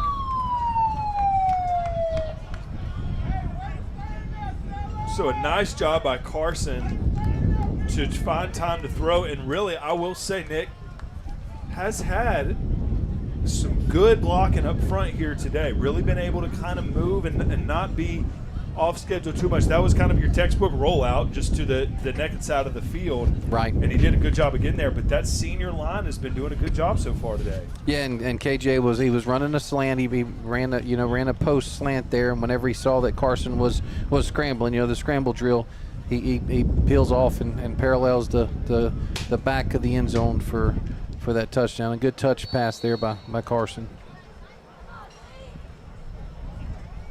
So St. Aug will take over now for their turn on offense. Second string in. And a really nice tackle there by the Trojans. That was number 45. Yeah, that's Jayton Antoine. Yep. Good size here by this Trojan defense. Very quick as well. Just kind of inexperienced, the second team. I mean, 55, which we don't have his name, but 55, he's an off-the-bus type that playing left end right here, or probably left tackle, defensive tackle. I believe that was Aiden Price last year, if I remember. So, yes. Big 5'5", yep. Mm-hmm. Yeah. Senior. And I believe, did he commit to LCU as well? Mm-hmm. Okay. So we've had a few from this senior class. Grayson, Xavier, a few of these 2026 guys will be with Coach Ben in the fall, joining E.J. Scott. Defending conference champions, aren't they? Yep. Yeah. Yeah, we'll be covered on 446 Sports as well. May in the shotgun again, this time from just inside the 5-yard line. The inside handoff, and looks like the Trojans will get the stop. Post Trojan D lineman. Romeo Sherman gets off the top of the pile first. Yeah, it looks like Carter Davis was in there as well. And then so was Antoine. Antoine's been very active as well. I've really been impressed with Peyton Crutchfield. Marshall, 97. He's had a good day as well. Yeah, certainly. I mean, during any spring game, when the second string is in, if you're getting your name called out, that is going to show a coach that you are making the most of your activity. This will be a quarterback sack, and that's 48. That's 48. McKinney. Jeremiah McKinney will be a junior next year. He's one that when he feels out a little bit more, is gonna, he's learning how to play the game very quick. Has pretty much been bigger, faster than everybody around until obviously he gets on on this field. But he puts a few pounds on, and he's gonna be dangerous. So that'll be the fourth and final play of that package. So now we'll see Ash's second string offense run 4 plays against St. Aug's second string defense, after which we'll play 2 12-minute quarters, one-on-ones with the special teams. So 4 more plays here, and then we'll go 100 yards with it.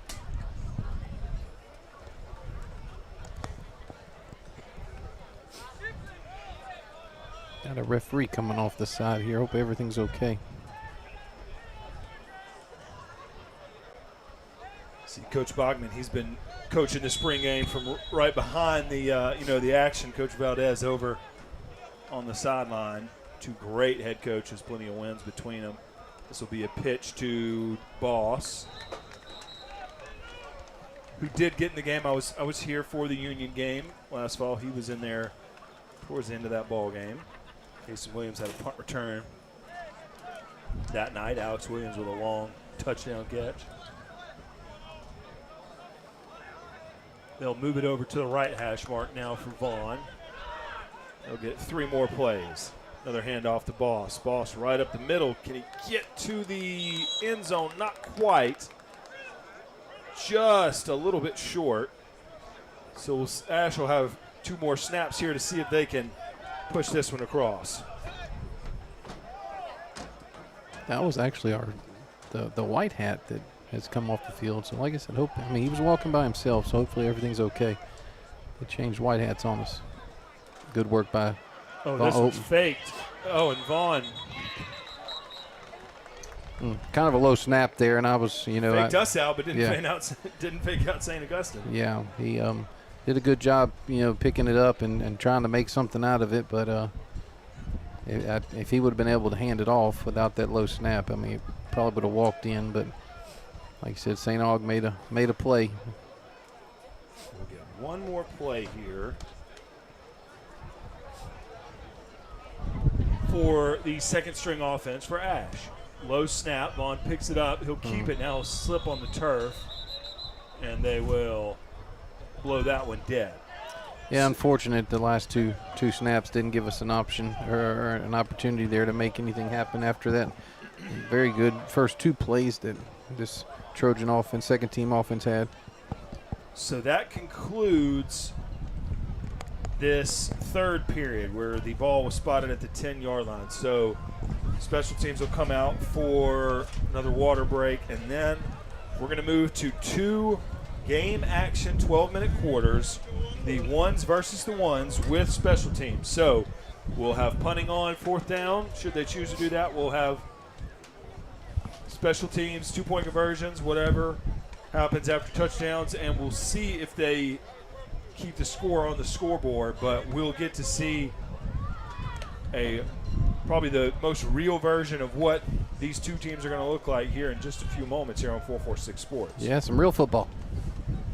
Yeah, good job really by both offenses, both offensive lines, kind of getting the run game established for both teams. Quarterbacks, for the most part, were accurate. Receivers, a few drops here and there, but some good activity for both sides.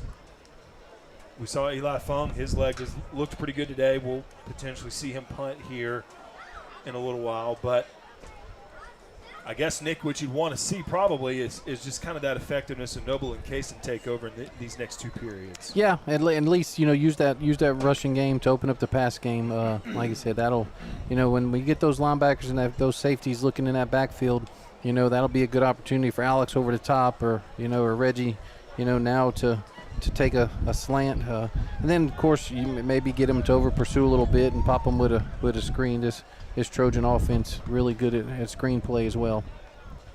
Really, again, have been eager to see who would kind of step up on defense and replace not only the 120-plus tackles of Xavier White, but just that senior leadership and the mentality that he brought to kind of lead over that locker room. Jackson Townsend, who we mentioned, very experienced, he's not suiting up today, so linebacker will be, big shoes to fill, period, in a lot of categories. And like I mentioned earlier, eager to see what guys step up and fill those roles for the Trojans. Because, like I said, you need someone to get those tackles for you. You need someone to defend the pass game, but you also need that leader to get you through week 4, week 5, week 6, things like that. So, big senior class, like you mentioned. Very interesting to see and very eager to find out who those senior leaders will be in the 2026 season. Yeah, and like we talked about, Townsend would be the obvious. Man, look at that. That's a 62-yard field goal he just made. So, but yeah, with Townsend, and Townsend's gonna be wearing a new number. They have him number 8 on the roster for next year from 38. Yeah, 38. But obviously Trey Williams, Zone 9, Z9, K9, as Doug has called him. He's gonna be a leader. He's all around there. Griffin, I think, obviously, I think Griffin's one that more leads by his action and his play. I don't know how, of course, and to be honest with you, Marshall, it's very difficult because last year with Xavier, Xavier was the vocal leader. He's the one, so you're right. We're going to have to figure out who that does, and maybe that's where Griffin does. Jayton Terry was in and out of the lineup so much last year, so maybe he's the one who steps up. But, if one thing we've learned, if you're an LSU baseball fan, one thing we've learned about this team, this LSU baseball team, one of the most talented teams in the country, but if you don't have player leaders, and they've really struggled with the leadership. If you don't have player leaders, it really, and that's one of the things that this Trojan team has done, in the past, Amarion Ford, before that, Mingo, you had Mingo who was a big leader for him. Feaster, although he was only here 1 year, quarterback, he was a leader, of course. Then we all know JT.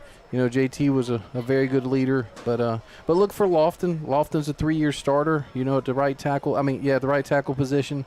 Look for him. Carson. Carson obviously. Let's see where Bryson Phoenix. Let's see where his leadership. Bion. Because they were both. I'm not gonna say they were new to the program, but they were new to their positions last year for this group.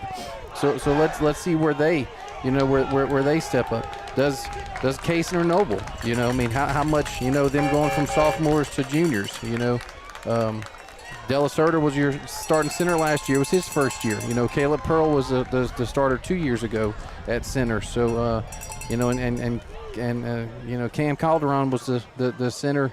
3 seasons ago. So there's a lot of candidates out there, and but I can tell you one thing. If they don't step up, and this coaching staff is good enough to where they're going to make this team, very competitive and definitely looking forward to it. I know this season coming up is one. Of course, let's talk about last year. They went 8-2. They lose 2 games, both on the road to West Monroe on a last-minute, touchdown or last-minute field goal. But the touchdown that they end up getting, to tie it was, with a minute left.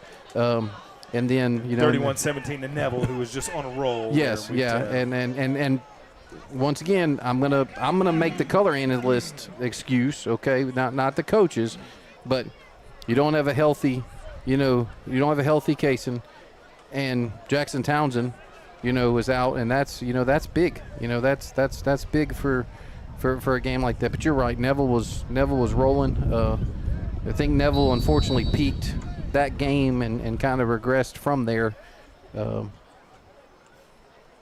now we'll see Fung slipped, but it's still going to get put in the a end leg zone. into it, and that'll be back beyond the end there. So be a touchback, and the live portion of this spring game here at Butch Stover Stadium on 446 Sports is underway.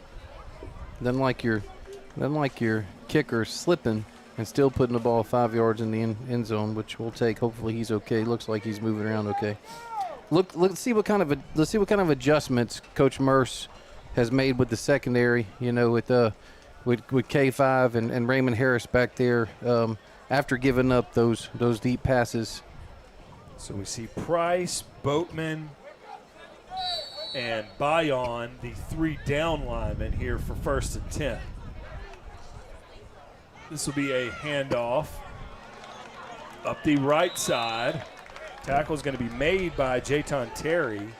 Yeah, not the start we wanted there. We kind of lost contain there, but Phoenix lost contain. But Jayton did make the tackle, and Griffin was close.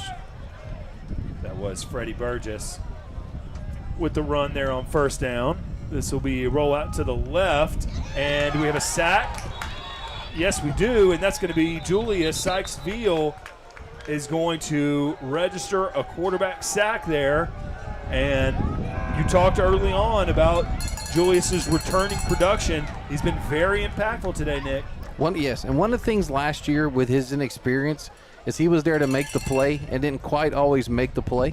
Okay, he was always in the spot, and so finishing those plays this year is going to be something. Don't get me wrong, he had a great year. He made a bunch of tackles. He was phenomenal on special teams.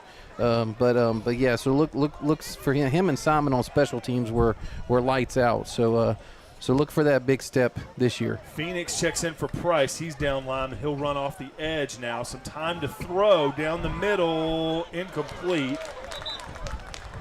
In between receivers there, that was Jayton Terry and Jaden Minor.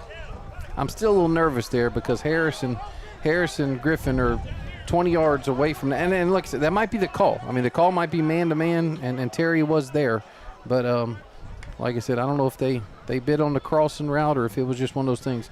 Hayden Burford back to return, and I'm not going to do the announcer jinx till after he catches it. Be 4th and 12, so Burford will get a chance to return a punt. That'll be our first look at a punt play today here in the spring game. He's lined up at about the 46-yard line of St. Augustine, just under 11 minutes to go.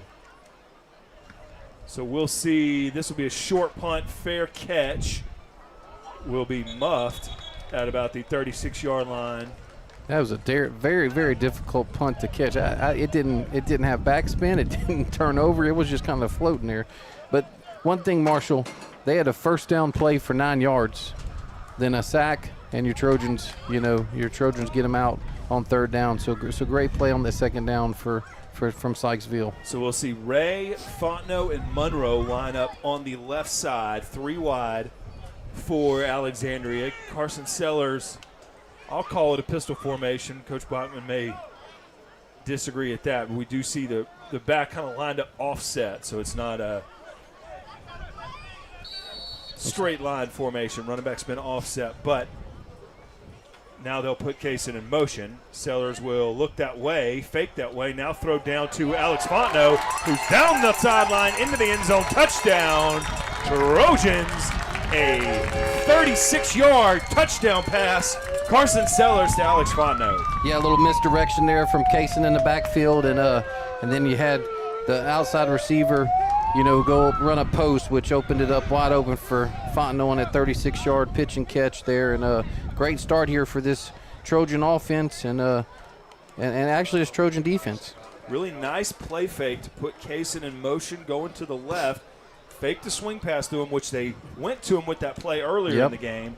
St. Aug bid on it. Alex had plenty of room back there inside the 10, and he's in for a touchdown. Now we'll see number 1, Eli Fung, on for the PAT. Carson Sellers, of course, is the holder. That snap is low, and the extra point will be no good. So not able to get a kick up and through, but we do get to see that Carson Sellers to Alex Fontenot connection.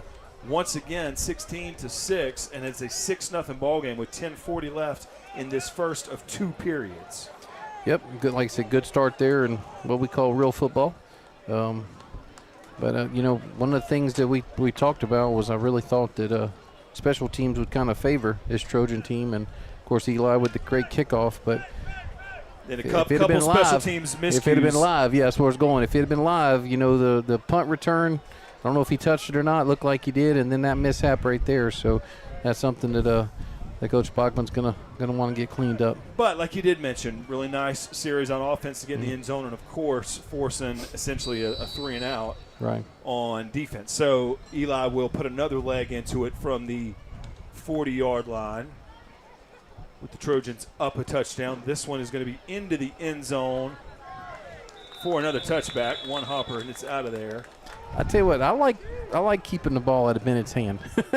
Seems like all Bennett has done today is anytime he touched the ball, it ended up in the Trojans' end zone. So glad Eli has been able to avoid that on these 2 kickoffs. And I certainly, to that point, Nick, will be interested to see where Reggie Monroe potentially fits into this return game. Good point. If he is someone that now they used Kaysen and Noble back there last year, and they've got a few skill players that can help return kicks, but adding number 1 to the mix there would certainly be interesting to see. Shotgun formation, of course, for St. Aug. This will be a handoff to Burgess, and this will be a nice tackle made. Tyler Bowman.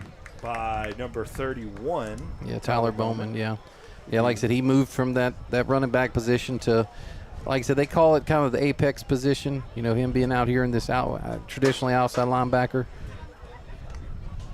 Unfortunately, it was 5 yards up the field. Handoff is faked, and Noble will keep that one. He'll have a first down at about the 38-39-yard line. Yeah, pushed out there, or forced out there. I guess he wasn't pushed out by Jayton Terry. And, it's something about playing against a team that's well coached. Coach Valdez and his offensive staff has seen that, they can get the quarterback outside, and they're doing that. This one is Bayon. again given to Burgess. Jaden Bayon there holds a few FBS offers going into his senior year. Yeah, he's it kind of surprised me, but looking at his size, where he's rated he's rated a little bit higher in the Louisiana rankings. Matter of fact, the highest rated Trojan on Dandy Don's top 100 for Louisiana scouts, and it's mainly his size. Yeah, 6'5", 295. He was on the basketball team a couple years ago. Yeah. Coach Brasher wouldn't mind having that height Yeah, in the locker room. Yeah, Griffin with the tackle there. It's actually Griffin's first tackle of the day that I have. You're right. But no, he yeah, and that was the thing about Bayon is he's had to kind of talking to Coach Ogier, the defensive line coach. It's one of the things is just learning the game of football, playing the game, and not just being the biggest, strongest kid out there. Whenever you have to start learning technique, learning how to find the ball. Ball's over on the left hash mark now. Can Bryson make a tackle? Yes, he can. That'll be a short 1-yard gain. Harris was in there to help break that play up, but you see Bryson Phoenix, who had a successful junior year on the football field and on the baseball diamond. So Yeah, I'm sorry. He'll be electric, more than likely, with his senior season coming up. He made a lot of great plays for Ash last year. Yeah, the work he did with his hands. I mean, he kept the offensive lineman away from him, then shrugged him off. That one is low, incomplete, and we saw K5 in coverage there again. It makes you wonder if Noble saw Kyron, jump that and kind of took a little off of it, which ended up at his receiver's feet. This will be 3rd down and a long 9 for St. Aug. They've got 2 wideouts on either side. Noble looks right. Now he'll look back up the middle. Another slant play, and that one is complete. So the slant play works for the Knights again. Raymond Harris in coverage, but that's about a 13, 14-yard pickup for St. Augustine. Yeah, just too much time back there for this type of quarterback to scan the field and make the play. I think Bowman might have stopped on his coverage there as well, but like I said, his first season playing that position. Deep shotgun, throw over to the left side, some room to run, and down the sideline into the end zone for a touchdown is Lucas Jefferson. Yeah. Raymond Harris took the wrong angle there. It looks like Minor stepped up, trying to take on the block, and as soon as Harris went inside, the receiver there took it, went outside, and the rest is history. So 7-7, well, 6-6 right now. Yeah, we'll see if St. Aug can take the lead, so to speak, with this extra point attempt. Kick is up and through. So your score is St. Augustine 7 and Alexandria 6 with 7 minutes left to go in the first quarter, playing 2 12-minute quarters to conclude today's spring football game. And we do see Mr. Monroe out there to receive the kickoff along with Noble Williams. KJ Ray up as well. Yeah, usually Hayden Burford's over there. He's sure-handed as an up back, and I'm trying to figure out who's in the middle of the park. I can't see the number, but yeah, you mentioned that earlier about Reggie being a possible. I think that's Gaines. It might be right there at the 30. Yeah, Gaines McKenzie, number 80. Very possible.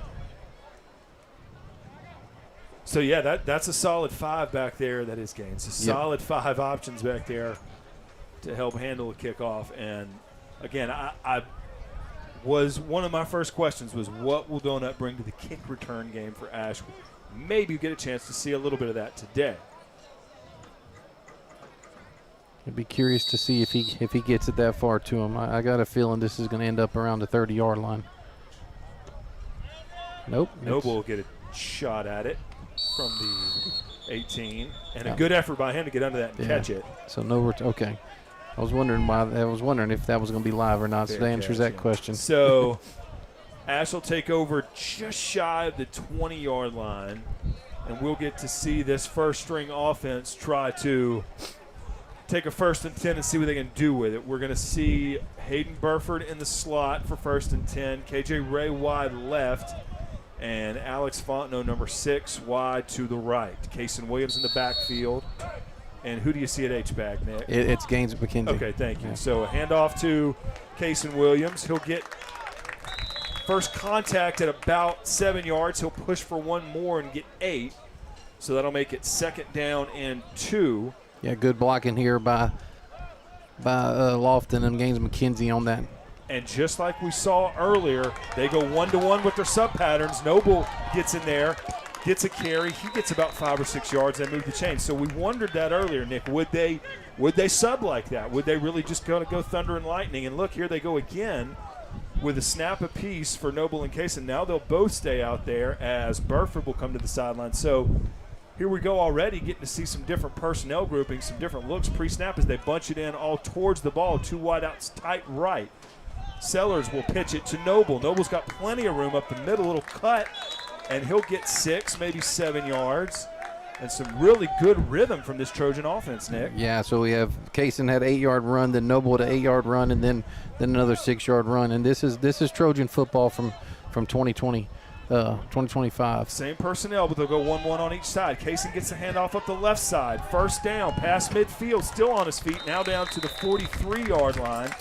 So they keep the same personnel group in there, but they switch up the formation. Now we'll see Monroe sub in for Fontenot. See his patience there.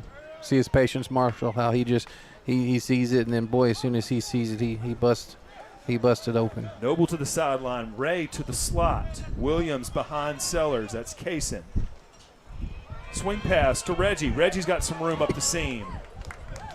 Close to the sticks, and we see Donut get a little quick pass from Carson Sellers, who's doing a great job directing traffic. Yep, 13-yard gain there, and that's I don't know if you watch Trojan football too. Well, yeah, that is Darius Washington.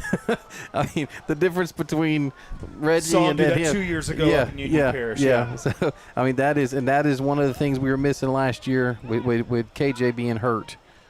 Yeah, I remember him and Jimmy Duncan doing that quite well. Kason will get hit at the line of scrimmage, but again, doing a great job today of fighting after contact.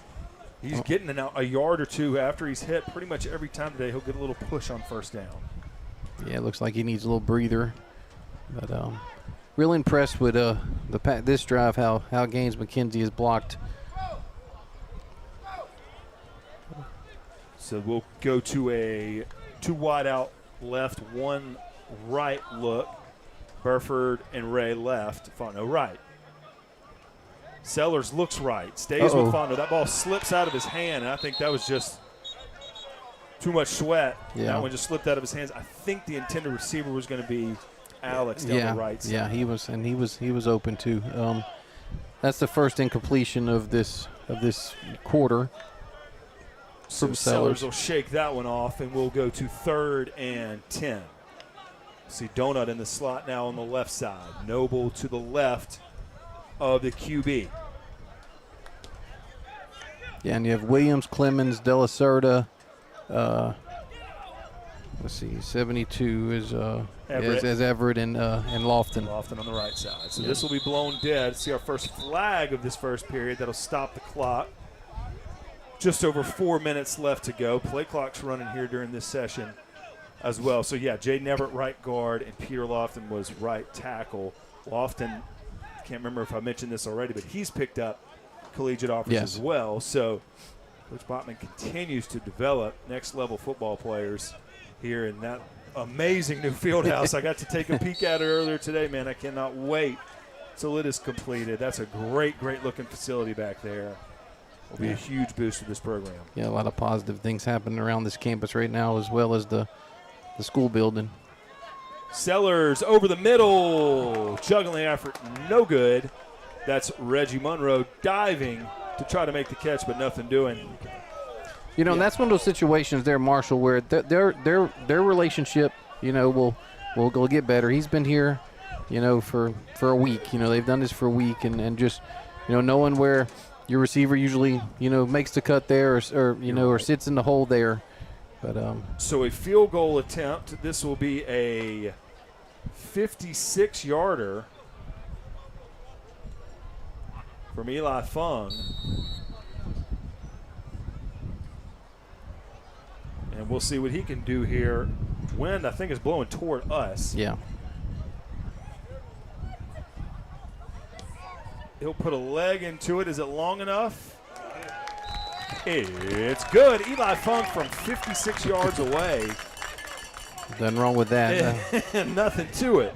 I'll tell you what, 3 years ago when I started covering Ash football with Doug, Eli Fung was a soccer player and a very good soccer player, one of the best in this area. Eli Fung now will have a decision 3 years later on which ball he wants to kick. On which he's going to be playing soccer on Saturdays in the fall in college, or if he's going to be playing American football. And he puts a 46-yard one right through the uprights there and gives the Ash Trojans a 9-7 lead. 3 minutes, 42 seconds left to go in this first period. We'll do another one like this after that. St. Aug's kickoff return team is back deep. We've got Bennett back there to receive, and I believe if that's not Jefferson, that is number 9 for the Knights, Rashawn Sims. Yeah, and so far, Marshall, this quarter, the St. Aug offense, they're 1 for 2 with scoring drives, and your Trojans are 2 for 2 on scoring drives. So that's a positive for sure.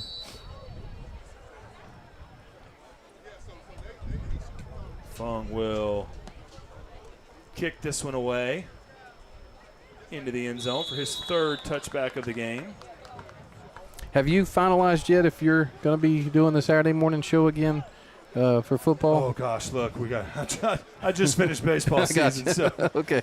Baseball, then the spring game, and then we got the baseball all-star game next week.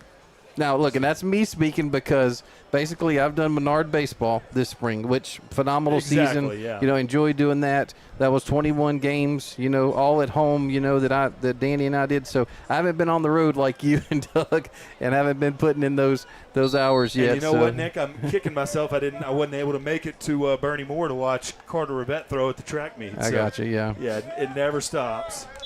This will be a short gain on the play. Looks like. Yeah, it looks like Sykesville got in. Yeah, Sykesville got in there making that tackle. Quentin Price over there on that side as well. Low man wins. What one of the one of the spectators just said. That's one benefit I had to being 5'6", playing high school football. Is I was usually lower than everybody else. There you go. Shotgun formation, of course, for St. Aug. They've shown that all day. This will be another throw over the middle and another catch for Bennett. Yeah, sometimes you just tip your hat because nothing wrong with that coverage here. Jayton Terry was there and Raymond Harris came across. Helping, yeah, and that was just a good pitch and catch. And, of course, Bennett comes up a little lame for St. Aug. You don't want to see that in the spring game. Another handoff at the middle. Jaden Bayon right there. They're going to give him a yard. Looks like he may have brought him down even before that, but they'll give him about a half yard or so. See where Jaden and Bryson are both on the same side over there, and that's Bryson needs to pay attention because Jaden's been now Daniel Herring knowing they're bringing him. Just watch that quarterback fake that handoff and go around the edge after Bayon crashing down. So a 2nd down and a long 9 for St. Augustine. This will be a keeper. Can Noble get to the outside, being pursued there by Griffin, and Griffin with a great tackle, getting 2 hands around that ankle. Short gain for Noble, but some great closing ability in the open field by K5. Yeah, I was concerned about that, but K5 came up and made the play. Harrington, ended up, taking on the blocker, and K5 ran free and was able to make the play. So 3rd and 7 here, Marshall? Yes, sir. With just under 2 minutes left to go in this first of 2 periods. Minor in the near side on coverage. let's see, he'll get tested over on this side, and that ball is going to be caught. Nothing wrong there as well. I mean, he's got good coverage on it. You know, he's got the deep third to make sure nothing's over his head, and that comeback route and a good throw there by Noble. So they'll go 4 wide here, but this time they'll put 3 wide outs on the right side. Get a 2-2 set a lot today. Quick throw out there, so you had to expect that. And that'll be a gain near the sticks. Yeah, St. Aug going 2-2 a bunch, so they move 3 wide outs over there, get a look to that side. Bowman and Terry. Substitutions, yeah. Bowman and Terry on the tackle so there. Look, now we see Crutchfield in. He's going to check in here for second down, and he'll get a nice push, but that ball is thrown to the right, incomplete though. So we mentioned Peyton Crutchfield making it happen in the second string. Now he is in here on second down with the ones. Yeah. Number 60 offensive lineman lost his lid, but they're going to let him stay since it's a scrimmage. And if anybody was concerned at home, the white hat is back. It's the original white hat, so maybe he just had to make a little run. But Elsewhere. But he is back, which is good. That's something else too. This temperature is probably the warmest it's been for a lot of these guys, so I'm kind of eager to see the next 12 minutes how they're going to handle it. Well, I asked the other day, Nick. I'll tell you after this play. This is going to be Jaden Bayon teaming up with. That's 97 there, Crutchfield. Crutchfield, our guy. I asked the other day. Started talking to some of the people who help with this in the fall. Is the official situation any different as far as the Thursday games? And he said, no way. We'll see. You'll see just as many Thursday games in this season. So certainly thankful for every qualified, capable official that we can get. And, of course, with one thing that does is if you're a good football official, now you get a chance to work 2 nights a week and get 2 games in, and there's some benefit there. So some people don't like Thursday night lights, and I get that, and I get why. But we have the officials that we have. We're incredibly thankful for the ones that are there when the game starts, and them able to work 2 games a week. Well, that benefits because you get a lot of good games that get played on Thursday, and you get top-tier officials there working them. So it is what it is, but it's where we are in the LHSAA right now. I've had a couple of coaches tell me that they don't mind the Thursday games because they're usually guaranteed a stronger referee crew. I've heard the same thing from head coaches is that, yes, they can absolutely get some assurance on a familiar crew that they know how to work with and know how to know that they're going to how to run a game. And I've seen a lot of benefits out as well, of course, as someone who loves to consume it. You kind of get to start the weekend a day earlier, and you kind of get that extra spotlight. So if you're a 2A school or something like that gets a good Thursday night game, well, the whole state's going to be watching, so that works out well. Back to work go the Knights. Drop back pass here for Noble. He'll take a shot to the goal line, and it'll be knocked down by Minor. Yeah, good pressure. I'm trying to see who that was to put the pressure on. I think that might be. Was that Bayon? I don't know. He's too small to be Bayon. Oh, it's kind of funny for me to say too small because he's a big kid, but it looks like – oh, Sykesville. Yep, Sykesville putting the pressure on. Julius, very active today. We'll see Quentin Price back into the game now. So it's Boatman, Bayon, and Price now down on the line, and I think that's Bryce and Phoenix on the far side. Yes, it is. This will be a shot down the right side over the head of Terry, and that's another passing touchdown for Jael Noble. Bennett. As Jayton Terry gets tested, and my goodness, Bennett got introduced to him in the Superdome, and he is just like I remember him. Yeah, it looks like Jayton thought that. Of course, I mean he never turned his head around because he was beat. But it looked like he thought Bennett was going to be coming back to the ball. He kind of. I would like to watch. I will go back and watch it. But it looked like he just paused right before he got to the ball. Jayton did, but that Noble to Bennett combination is going to be lethal this year. So that makes it a 13-9 ball game after the 14-9 ball game after the PAT. Got 20 seconds left in this first period. We'll run it back and do it again for another 12-minute period after this one concludes. But we'll see Ash get the ball back temporarily to see what they can do with 20 seconds left before the half, essentially.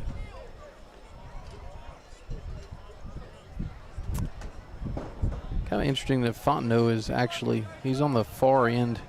Yeah, Fontenot, Bowman, across the front here with Silas Michel. You have Chris Williams, Sykesville, and Brooks Bain across the front here for your Trojans. Like I said, there's no return, but that's going to be interesting to see that, in the fall as well. Okay, so everything's a fair catch today for Yes. kickoff. Okay, thank you. Well, yeah, you wouldn't know it watching Eli kick. He's going to put it back in the purple there. Yeah. So this one will go a little deeper for St. Aug and be caught by Noble Williams at about the 14. So about 10 yards deeper on that kick. And we'll see what the Trojans can do with 13 seconds left and about 83 or so yards to go, depending on where they spot it. They're spotting it to 20. Okay, I guess that must have been, in there. Fair enough. Yeah, I mean, we didn't know that. I didn't know that as well. But so we'll see what the Trojans can do with 13 seconds left. And now Roman Fuentes is in for at left tackle, which they'll bump Gage Williams to left guard. So Clemens comes out. Okay, good spot. Yeah, the O-line for Ash, like we said, from what we can see, has looked pretty good today. Of course, Carson's not going to take a hit, we don't think, in the spring game, but he's had time to kind of do what he wants. We'll get some time there. Now he'll look to throw it, and Kaysen, who didn't quite get his head turned around in time to catch that little wheel route down the right side. That pass is incomplete. That'll bring up 2nd and 10, 8 seconds left. Yeah, just miscommunication there.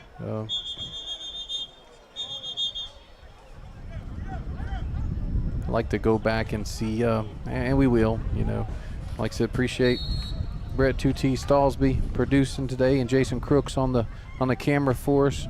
But eager to go back and see kind of what happened, because I think the slot or the outside receiver might have broke open, but that may have been after the ball was thrown as well. So they're going to have a timeout here. Not sure. Let's see. I wonder if that's really him, coach talking to, hey, let's be careful over here and not make not cost your team a 15-yard penalty after that. That hit was kind of high. Certainly. Yeah, so another play or two here for Ash, and that'll wind up this first of 2 quarters, 2 12-minute periods.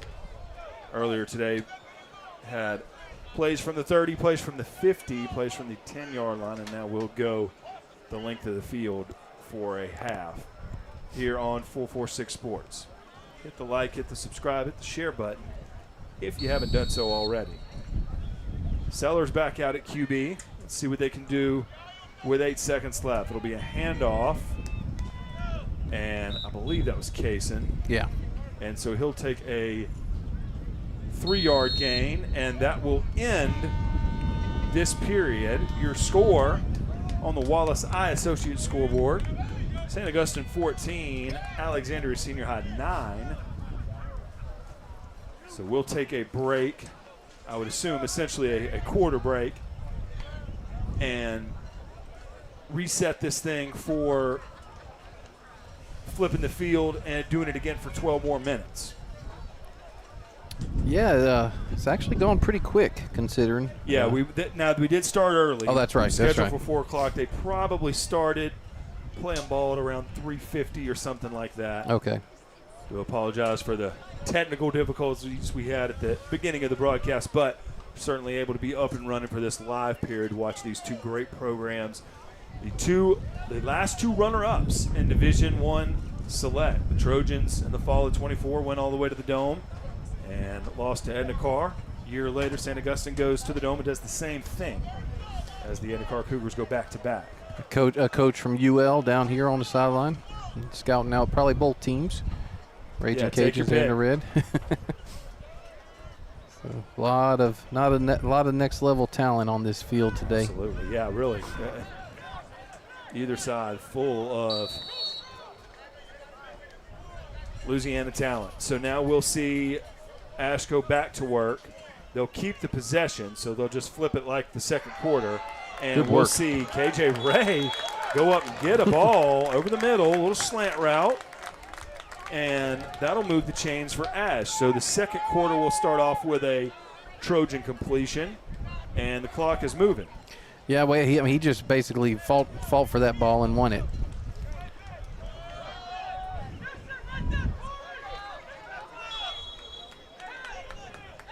No gain there, Marshall, and that was that wasn't pretty from the start, but fortunately he got back to the line of scrimmage.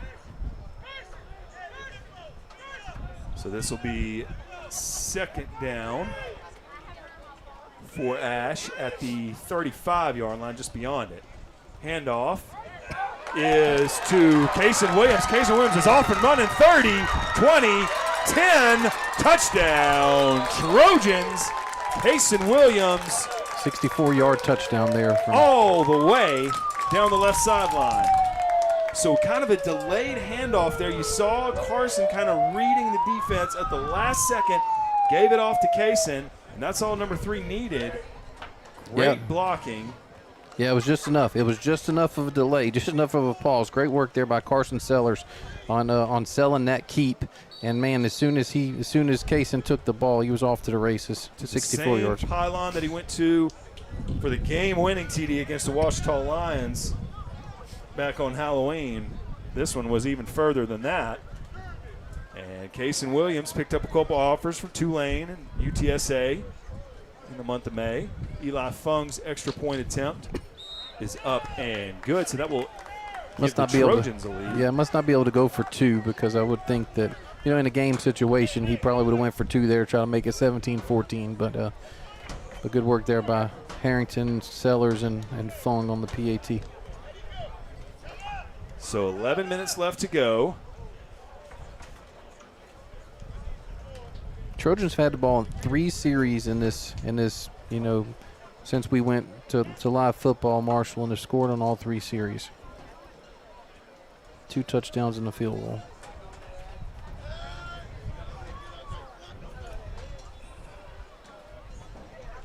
So now we'll see Fung out again.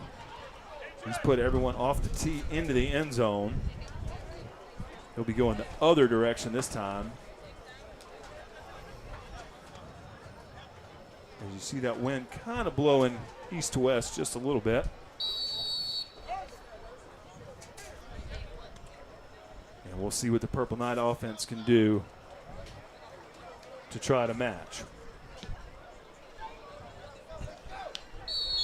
Liked what you've seen, from this Trojan offense in the sense of being able to spread the ball around. I think, like you said, just one person's opinion. That's certainly what mine is. But as talented as Alex Fontenot is, it's certainly good for this offense if you're not having to lean on him to haul in one of those just highlight bombs that he just continually was able to get last year, week after week after week. No matter how much attention and how much coverage he got, he was making those deep plays every single week. But if he doesn't, if you're not leaning on him to have to make that kind of play to make your offense go, that's certainly beneficial for this offense, because just having him as a weapon, knowing that he's got all this extra playmaking ability around him, well, that just makes him more of an issue, because you can't just key on him. And even when he was keyed on last year, he was very effective. I think Sykesfield just saved the touchdown there.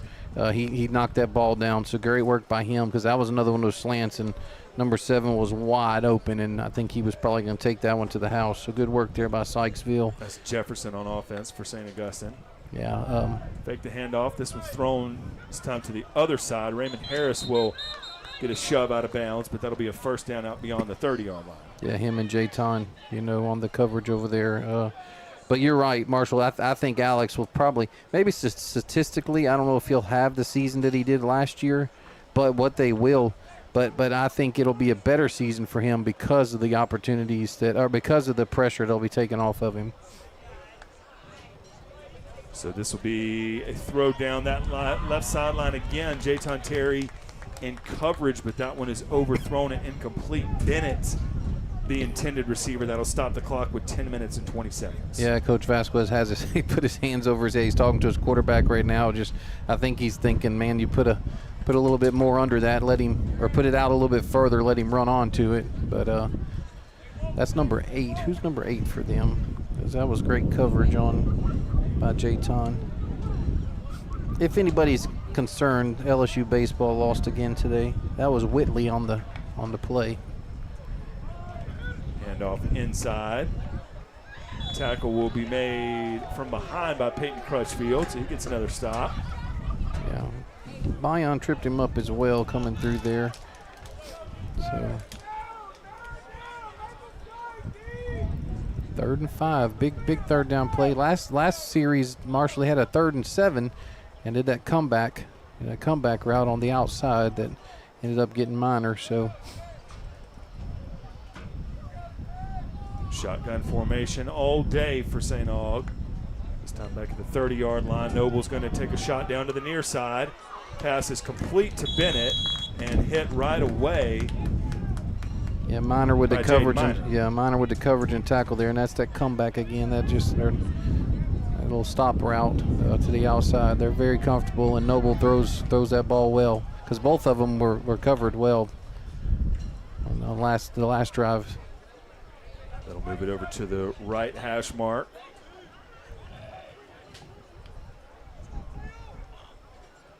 For the Knights. Another handoff up the middle. And Burgess will be hit at the line of scrimmage, driven back by Sykesville. Julius, and Boatman was there as well initially, and then Simon came to help finish it off. I will say this, and I don't want to jinx it for the last 9 minutes, but I think your Trojan defensive coaching staff will be very pleased how this team has handled, the defense has handled that inside run. I would agree because they've gone to it repeatedly. Yep, Yeah. and that's the first thing you got to stop as a D coordinator. Simon with some time to throw, looking. He'll take a shot down the sideline, and he will overthrow Bennett. So a really nice job by Boatman and Phoenix, as well as Amarion Simon, to kind of contain Simon over there and not get him a good look down to Bennett down the right sideline. Yeah, and the back judge here, or the line judge here, excuse me, he threw his hat, which means that Bennett had run out of bounds. So even if it would have been called, it wouldn't account. But yes, no, great work by those guys to pressure, stay at home, and not allow Noble to get outside, because if he would have broke contain, I mean, all our DBs were running with their receivers. So that'll move it over to the Simon's attempt over the middle, and that's Jefferson wide open. Jade Minor trying to catch up with him, but he's not going to. So that'll be a touchdown for the Knights. That will stop the clock with 8 minutes and 30 seconds left, and it will give St. Aug a 20-16 lead pending an extra point kick. Yeah, that's and I saw the player, and I saw the coaches talk to him. That was just eyes in the backfield on one of our new DBs, and like I said, he'll learn from this. He's a coachable kid. He'll learn from this, and like I said, film will teach him, and he knew right off the bat that he had missed an assignment, but those things happen, especially in spring games there. And once again, he's playing the position where Trey Williams is usually at. Well, and also, again, week one last year, you got West Feliciana. This is St. Augustine. This is the Catholic League team. This is Coach Robert Valdez, who's one of the most respected coaches in South Louisiana for sure, if not the entire state. He's going to have a great football team getting off the bus here coming from New Orleans. And, being able to battle with them. Again, we've kind of seen Catholic League and some of those schools in that area, those have ended the Ash's season the past 2 years. So this is exactly, in my opinion, who you want to be trading punches with without doubt. In the spring. Without doubt. Seeing those athletes, seeing what they can do, and being challenged that way.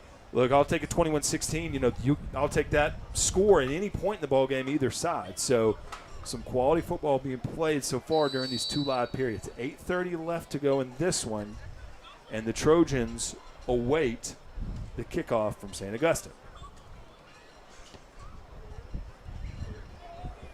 Monroe will watch that one over his head. That's the first kick into the end zone for the Purple Knights. So a touchback will bring it to the 20 for Carson Sellers and company.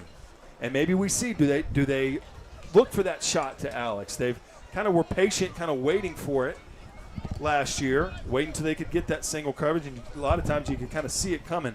maybe they do try to target 6 here and see if he can get another one of those big plays. Yeah. Something else too. We haven't seen a running back screen. I mean, I know that last play was Kaysen had run a route out the backfield, but that running back screen is one that they're really good at as well. This Trojan offense is. We saw him target Monroe early in some of those tunnel screens too as well. We got a 5 wide outlook, empty backfield, 3 wide, 2 left. They'll send Noble in motion. Sellers is going to look that way. Noble will get a catch, double team. Can he break through? Not quite, but he will get about 2 yards. So we ran a long way there and picks up 2. He'll stay in the game, as we'll see Burford check out and KJ Ray check in. So it's 1 left, 2 right. Ash goes hurry up. Quick handoff to Noble. Straight up the middle this time, up the seam. And he will get out to the 29-yard line. That'll make it 3rd and 1. Clock runs under 8 minutes now as the Trojans continue to go with pace. Yeah, 6-yard gain there off the left side. Kaysen, Carson kept that one and is going to have a 2-yard loss.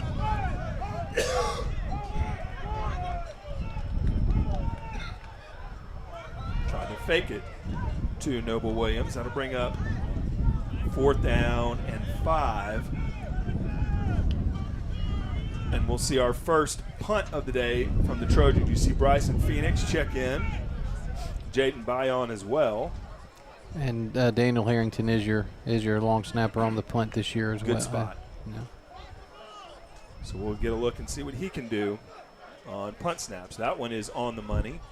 And Fung will punt it from about the 18-yard line. That's a shorter effort. It's only going to make it out to about the 43.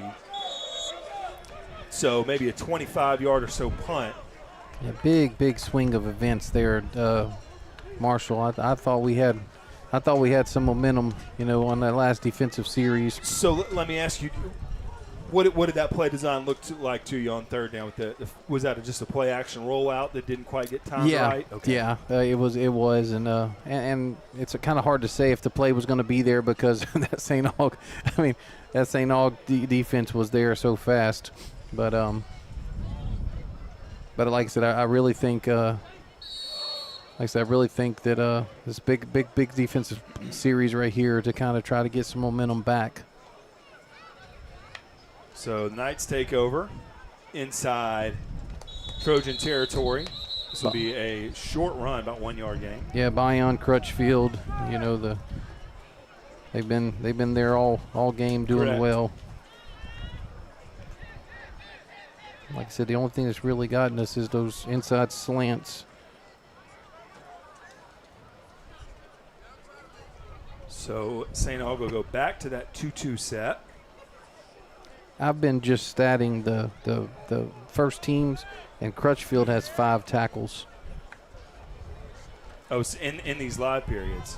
No, just even the first ones as well. Okay. But I've only been statting whenever the first team has been on the field. Excuse me. It's not just these 2 quarters. And he's at Gotcha. he's at 5 tackles. Bayon's at 6 tackles.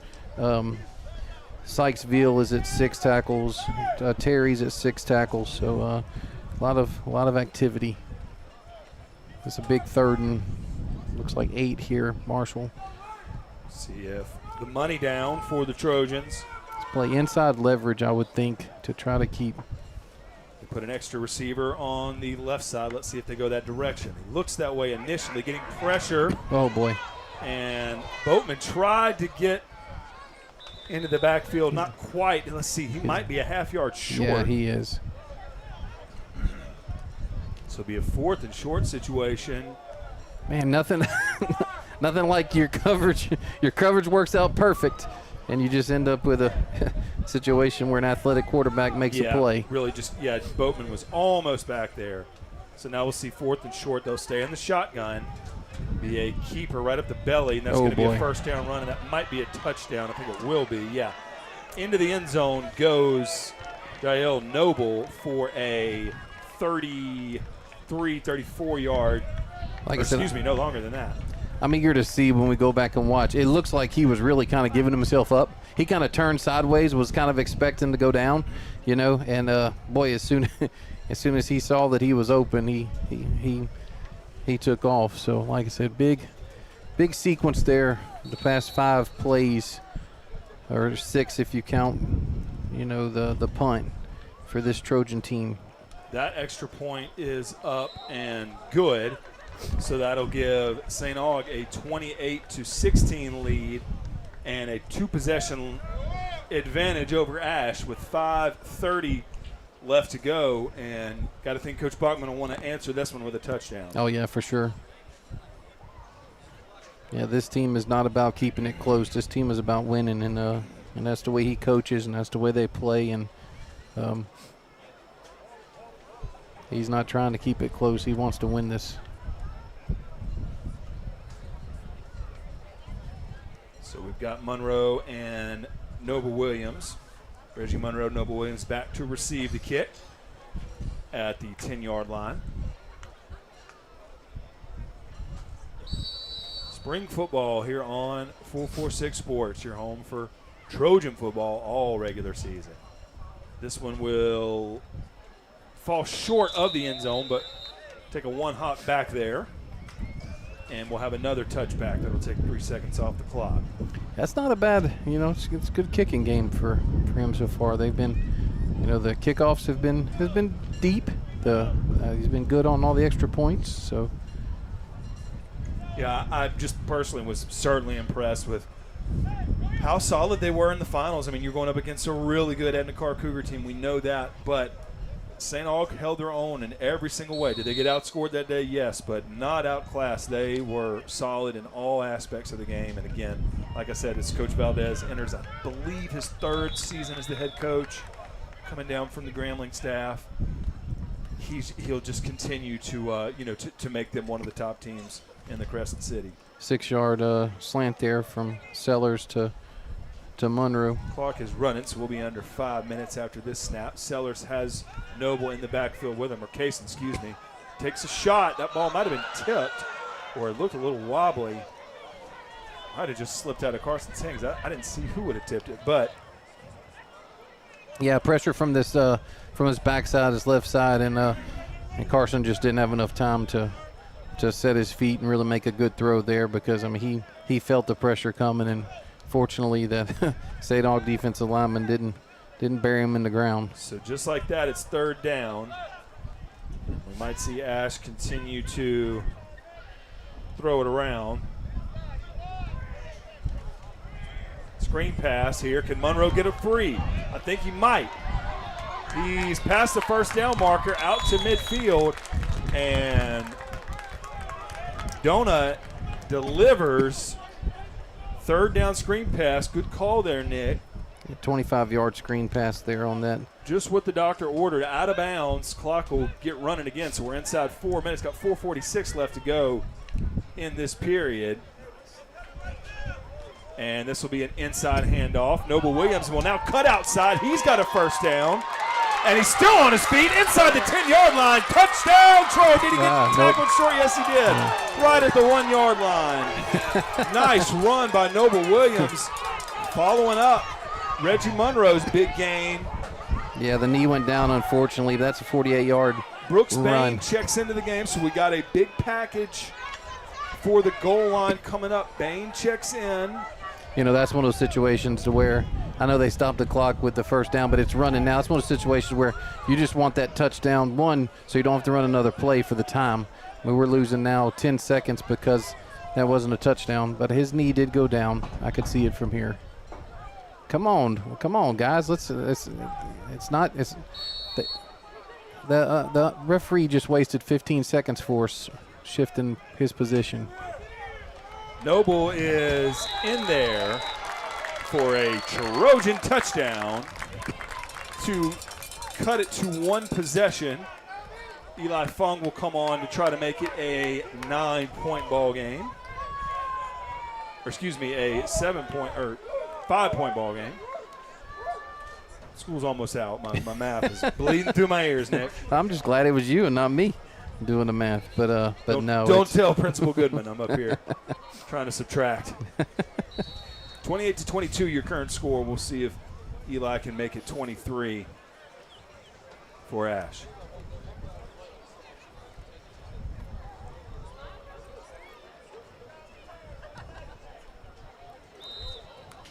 That one's up and good.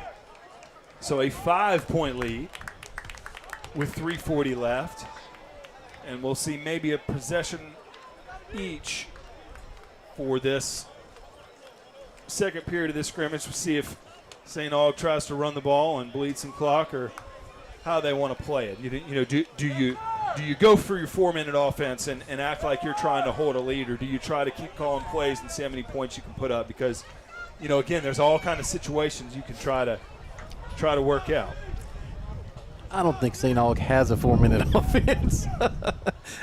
I could be wrong, but I think they're going for it. I think it's going to be the same. They cranked up the bus. They're here to play football. That's right. Fair enough. Yeah, just I've watched them. A few games. I've watched a bunch of their film, and they like putting points on the board, Marshall. And I think they're going to need to put more on the field for. 3:40 left to go. Fung's kick will. See, is that one going to fall short? My goodness, don't see that very often. I wonder if the wind's changed. Yeah, the wind has changed direction. It looks like it's kind of coming out. Yeah, it's from left to right now. Where earlier in the game it was coming straight across the field. So similar outcome. Right. Actually, I see Rivette over here and just street closed. So okay. Hope he's okay. Now again, yeah, he's been in track shape and certainly been eager to see what he'll continue to do. Yeah. As he was leaned on a lot last year on the line. Now he'll switch sides, and I'm sure will be just as important to this team. St. Aug takes over on offense from the 20. Quick pass out to. Good work there by K5 there, Kyron Griffin, with staying home and using the sideline for another defender to keep him, Good work there by him. Sims gets a catch, so that'll keep the clock running. We'll be inside 3 minutes after this snap. And let's see, Purple Knights are throwing out a 5-wide look. Play clock under 20. So this scrimmage, Jackson Townsend, not one snap. Trey Williams, not one snap. And Carter Rivette, not one snap. So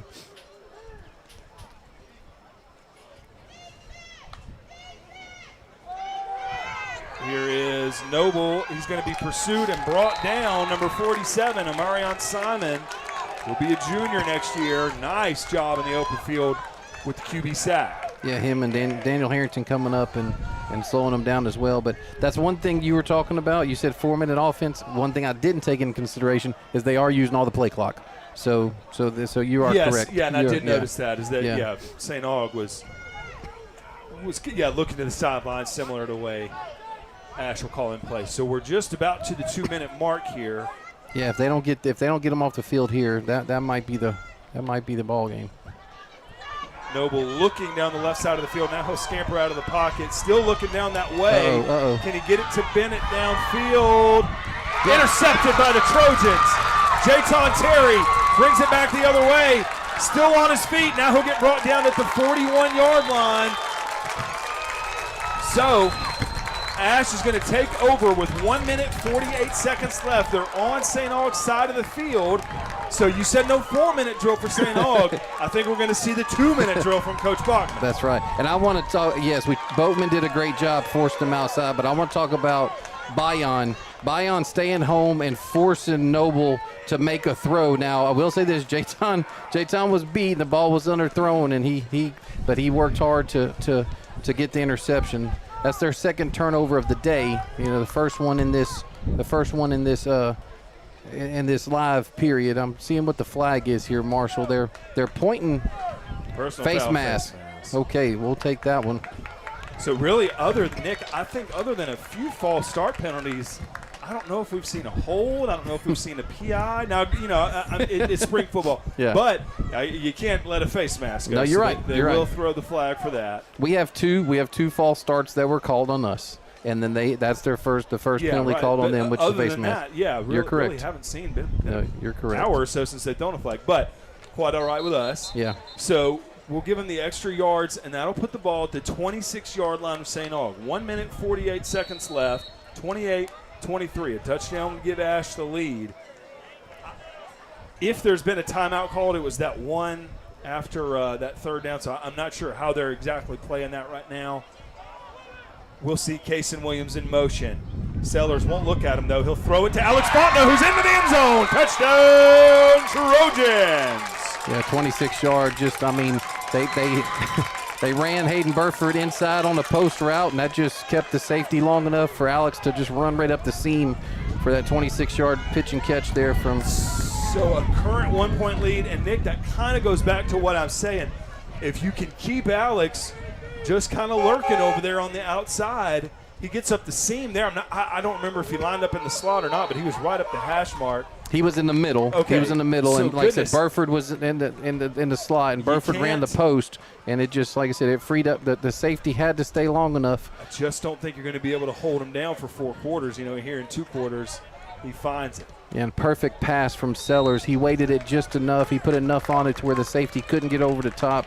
I will say this: that's 2 touchdown passes in the 2 live periods for Carson, both of them to Alex Fontenot. First one was first play of the live scrimmage, which was 36 yard. That one, with 26 yards, gives us a 2-point lead.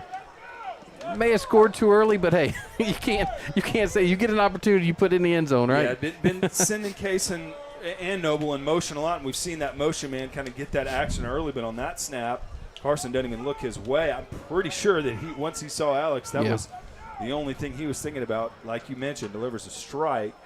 Number 6 hauls it in, backpedals into the end zone, and gives Ash a 2-point lead in here in this spring game. 1 minute, 40 seconds left.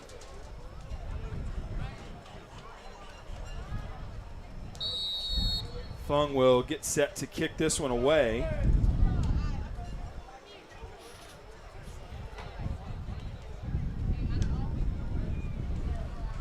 And Wynn will catch that one again, so that'll land at about the 2 or 3 yard line and give St. Aug the ball with 1 minute and 37 seconds left. So that took 11 seconds off of the game clock.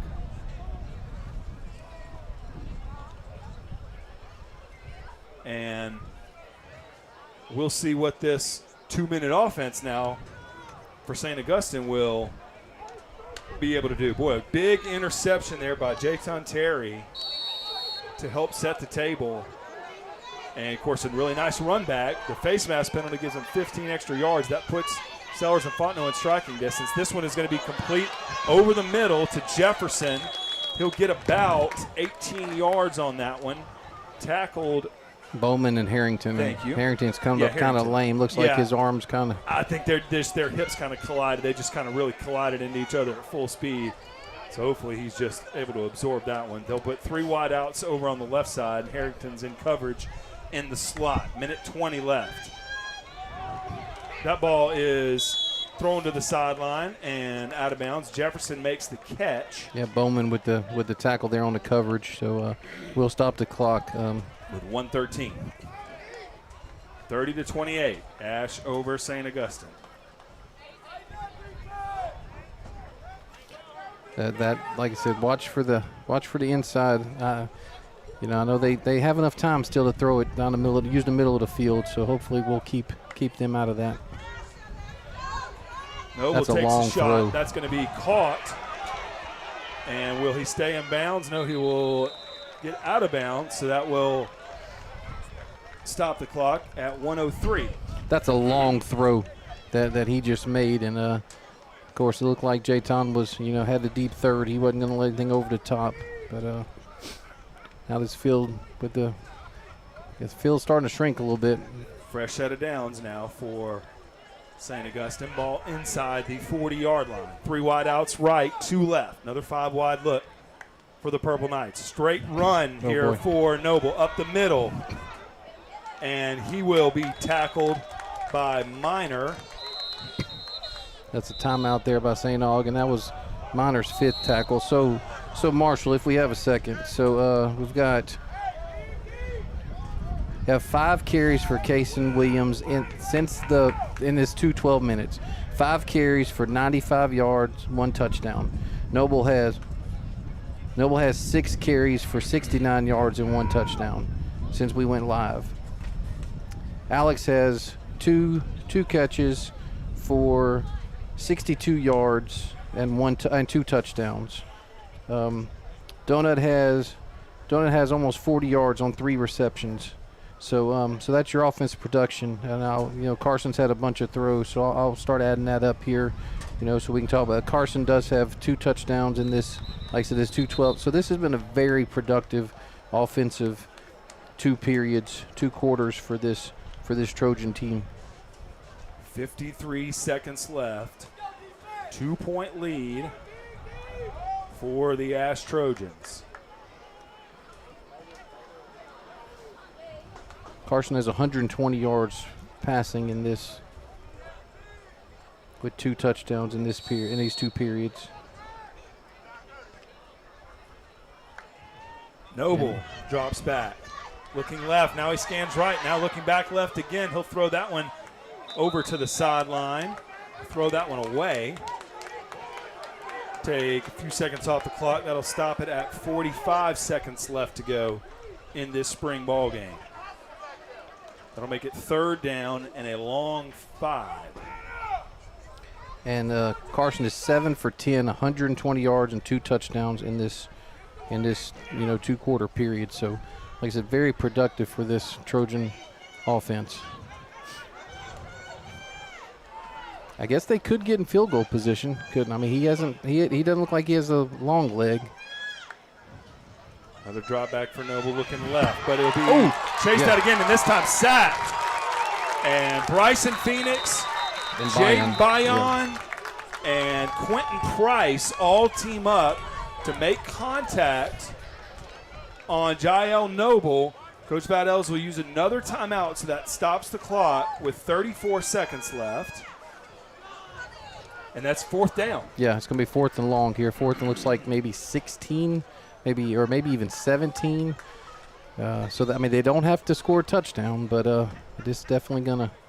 Let's talk about some defensive stats. So Jayton Terry with 7 tackles total, 4 solo, and 1 interception. Sykesville, we have 7 tackles. He has 1 sack. He has 1 pass breakup and has a QB pressure. Jaden Minor has 5 solo tackles and 1 PBU. Jaden Bayon has 6 tackles total, 2 solos, 4 assists, a half sack. Bryson Phoenix, 1 tackle, 1 solo, 1 assisted, and a half sack. Crutchfield, 5 total tackles, 2 solo, 3 assisted. So just like I said, a lot of activity. Now those stats were all of the number one. When we've played. I'm sorry, that wasn't the last 2 quarters. Yes. The offensive stats that I gave out were the last 2 quarters. Big 4th down here.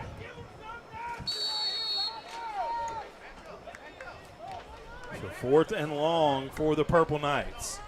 Rolling him Noble out. will roll left, getting pressured by Boatman, and that one is going to fall incomplete if we see no flags.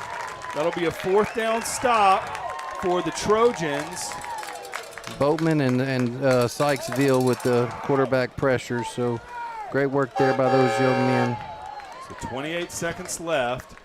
Trojans are going to, we'll put it in air quotes, win this spring game if they're able to kill the clock. But again, like any spring game, some things you certainly want to clean up, but you did make some plays there. Nice to see the newcomer, Reggie Monroe. Nice to see the new look offensive line kind of get in there and do what they could do for their running backs and quarterbacks. And nice to see really Jayton Terry get a key clutch interception there to kind of turn the tides in this live contest. Sellers will be in the shotgun. He's going to hand it off. Waiting patiently is Noble Williams. He'll finally find a hole to the left, move that way, and that'll put this ball game under 20 seconds on the game clock. Let's see if the Trojans run another play. Not sure if they will. And I think that is going to conclude this spring game. Your final score is going to be Alexandria Senior High 30, St. Augustine 28. A good ball game against two good football programs. Trojans get a 2-point win, Nate. Yeah, real exciting. Like I said, the last two quarters of actual football went our way. We've had the action. Sorry, I had to turn the ambiance mic off. The microphone. Yeah. You're rubbing it against something there. So sorry, it was in my ears. But great work by this Trojan team. Very excited to see how it ended. St Aug, coming up from the New Orleans area. State runner-up last year, as well as with your Trojan state runner-up 2 years ago. So both these programs, are on the right path. Both these programs should have a great 2026 season. We're excited here at 446 Sports to be able to give this to you, to bring this to you, and give you guys a look at these two teams. Sorry for the technical difficulties early. We ended up having a cord issue that was very, very easy to mess up, but our producer Brett Stallsby figured it out, got us up and going. The great camera work by Jason Crooks. Welcome back, Crooks. Appreciate you. Appreciate Marshall doing a play-by-play, filling in for Doug. Doug will be back with us in the fall. He's just on assignment today. We sent him to do the ball and stick sport today. So like I said, exciting. Marshall is going to go down and get some information that won't be on air here. He's going to go talk to the coaches and do his thing, and that will be posted on all our social medias. Like I said, look us up on YouTube, Facebook, X, everything. Our website, 446 Sports, 446sports.com. All the information. Like I said, like and subscribe. Share the post on Facebook. We appreciate you guys. Like I said, it's been a beautiful day here at Butch Stoker Stadium with your Trojans victorious in the what we call the game portion of this spring scrimmage, 30-28. Like I said, for Jason Cooks, Brett Stallsby, Marshall Leffler, I'm Nick Magnano. You all have a good evening. May the Lord bless you.